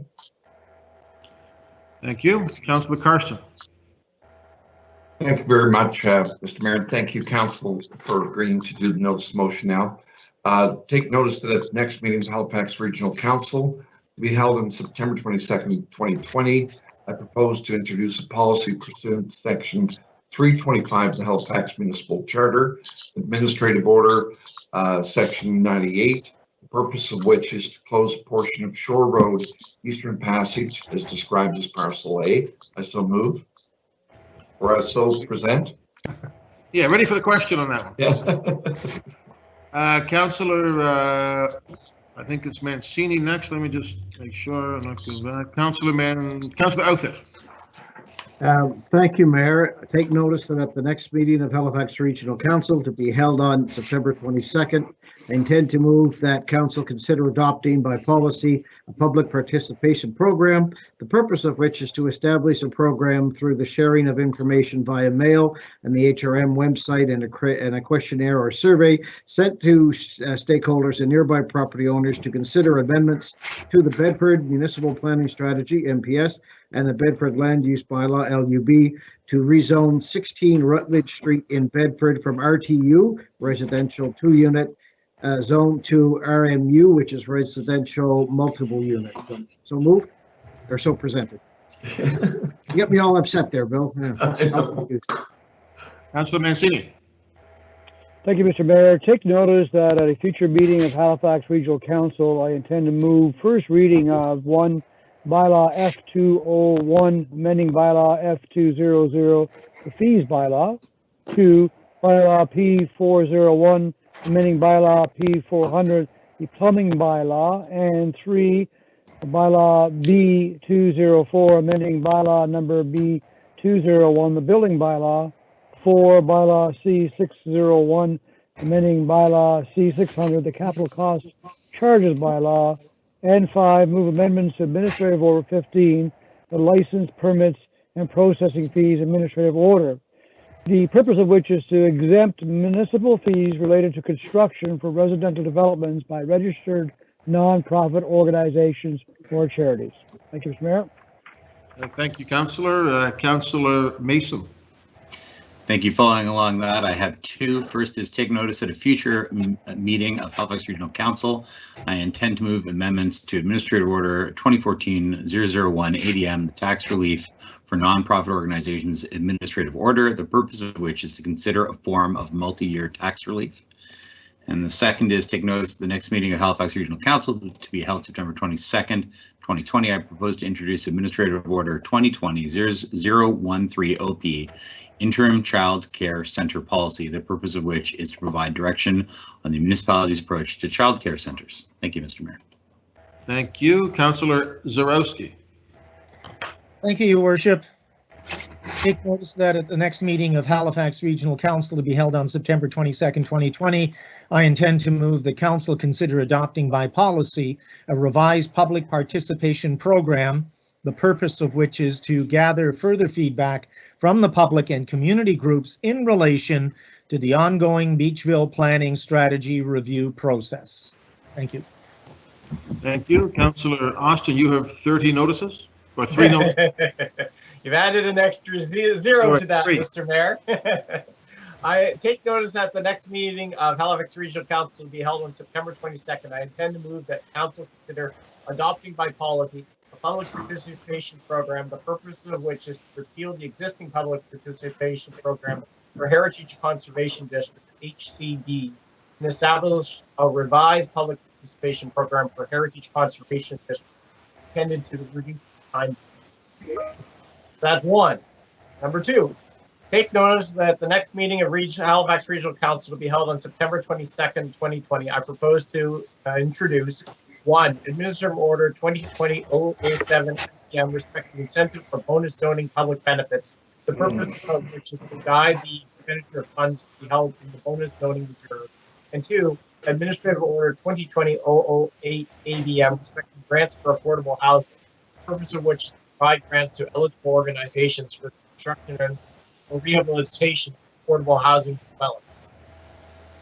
So last one, take notice that at the next meeting of Halifax Regional Council to be held on September 22nd, 2020, I propose to move amendments to Administrative Order 53 respecting alcohol in municipally owned facilities and municipal events, the purpose of which is to add to Schedule A of the Administrative Order 1, the lower portion of Leighton Dillman Park adjacent to the community oven, Dartmouth Ferry Terminal Park, and the South Common Triangle to the list of municipally owned, operated, and scheduled public spaces. And 2, Beaver Bank, Kinsack, number 1 and number 2, Eddie LeBlanc, number 1 and number 2, Green Now, Mount Edward Road, number 1, and Harold W. Conrad Memorial, number 2, diamonds to the list of municipally owned, operated, and scheduled athletic fields, baseball diamonds, facilities suitable for an adult need for.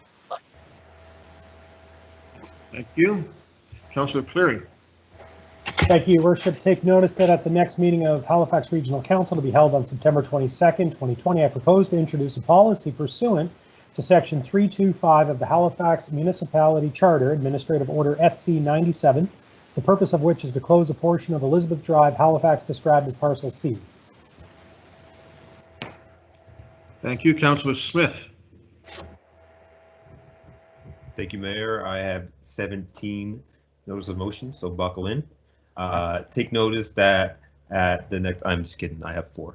Take notice that at the next meeting of Regional Council, can you still hear me? Yep. Go ahead. Okay, my screen went blank, sorry.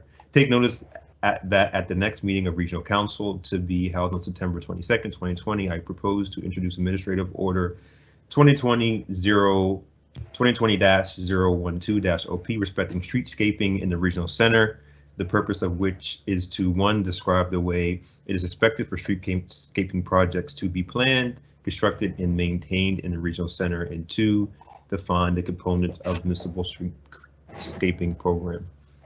The next one. Take notice that at the next meeting of Regional Council to be held on September 22nd, 2020, I propose to move the amendments to Administrative Order 2020-004-ADM Procurement Administrative Order, the purpose of which is to adopt 1, a supplier code of conduct, including living wage requirements, and 2, a social value framework for procurement activities. The next one, take notice that at the next meeting of Regional Council to be held on September 22nd, 2020, I intend to move that Regional Council consider adopting by policy a public participation program, the purpose of which is to obtain input from community, industry, and government stakeholders and the public at large on potential amendments to the regional plan and all applicable secondary municipal planning strategies and land use bylaws to establish consistent regional-wide policies, definitions, and regulations for short-term rentals in residential areas. And the last one, take notice that at the next meeting of Regional Council to be held on September 22nd, 2020, I propose to 1, move first reading of proposed bylaw M-201,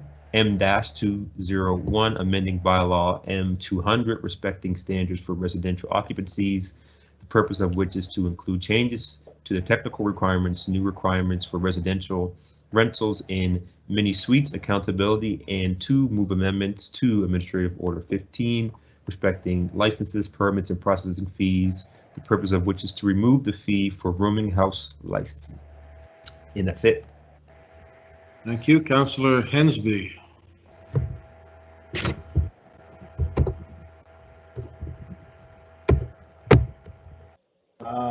First one here, I have 2.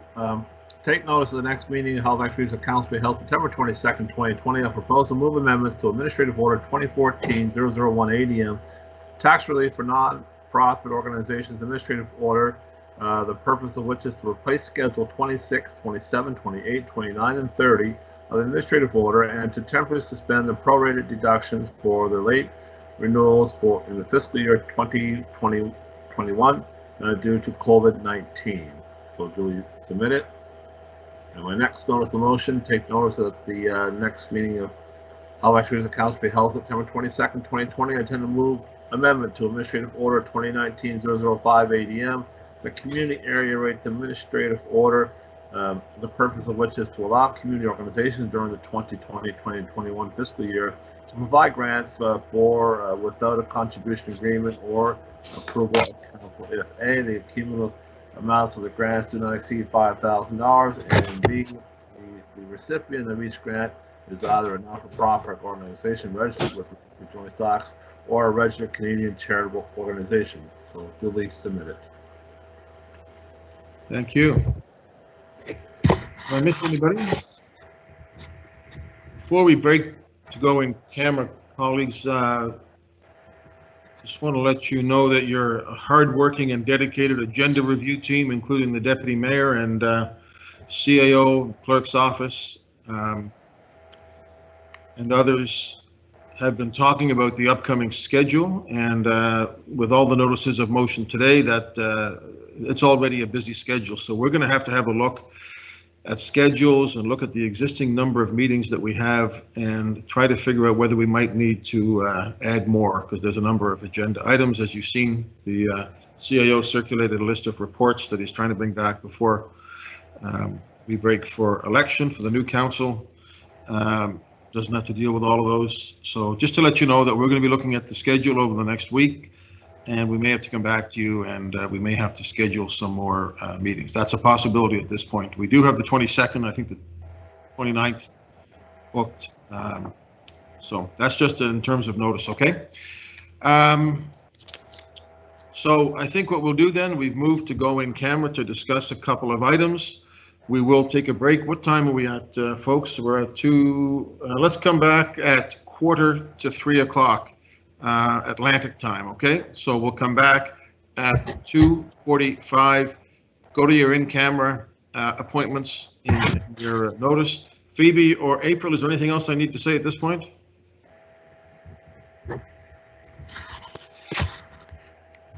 I think that's okay, Mr. Mayor. We will end this meeting once folks go in camera, and then we'll be coming back in a different appointment meeting with the public hearings at 6 o'clock. Okay, folks, 2:45, look for the in-camera section of your appointment. Thank you.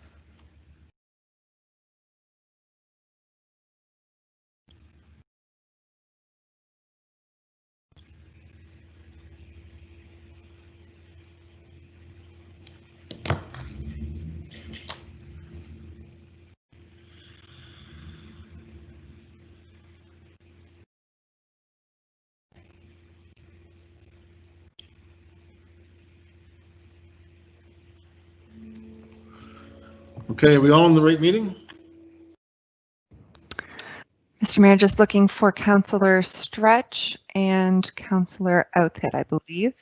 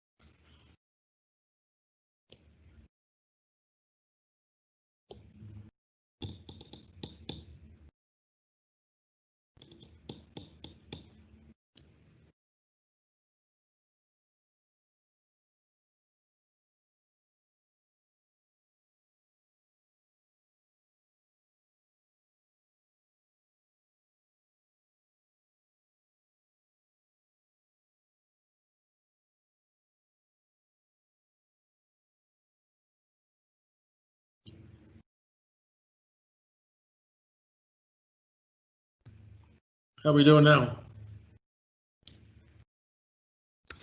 We're still missing Councillor Outfit, Councillor Stretch, and actually Councillor Whitman as well. We're trying to call them in, but I'm not. But we do have quorum. We do have quorum, Mr. Mayor. Okay, we'll just wait one more minute maybe.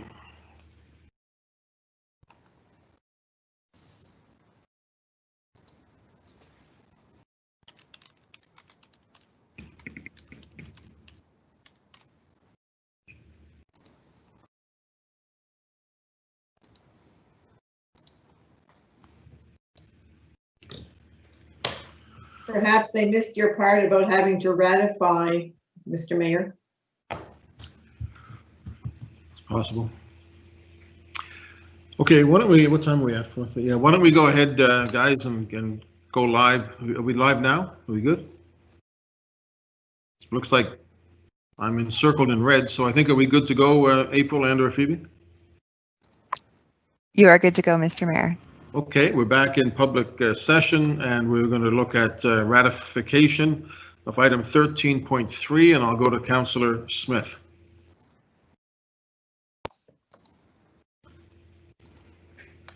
Thank you, Mr. Mayor. Just pulling up the.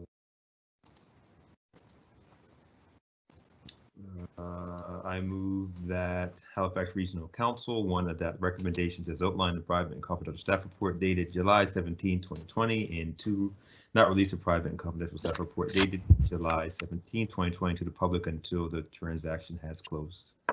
Second, Councillor Mason. By Councillor Mason. Ready for the question, colleagues? Question. Councillor Stretch.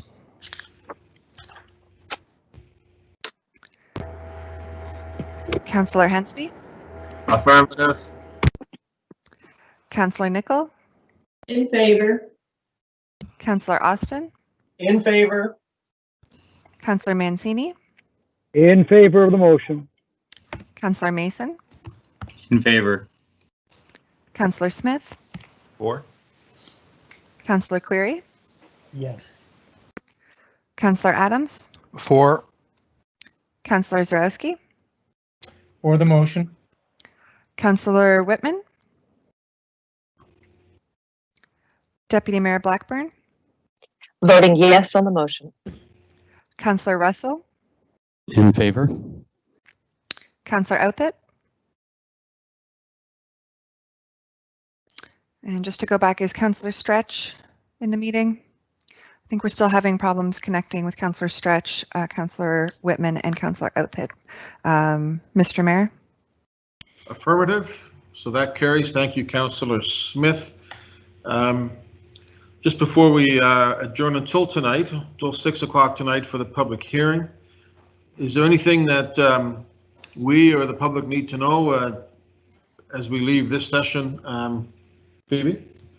Or 8? Yeah, Mr. Mayor, when you leave this session, when you join at 6 o'clock, you'll be joining the public hearing appointment in your calendar under 6 o'clock. For members of the public, there will be a new link that goes right from the agenda page. So it won't change anything for the public. They can just follow their agenda page right to the appropriate place. And we will have members of the public who are going to be speaking to the public hearing. They will have joined the meeting by 6 o'clock. Okay, and just to remind colleagues, we have 36 people who have signed up to speak to this, plus any correspondence that we've had, which you all have access to. So colleagues, that's it for the meeting today. A lot of agenda items. Thank you. We will be back at 6 o'clock for the public hearing. Okay? Recess. Thank you.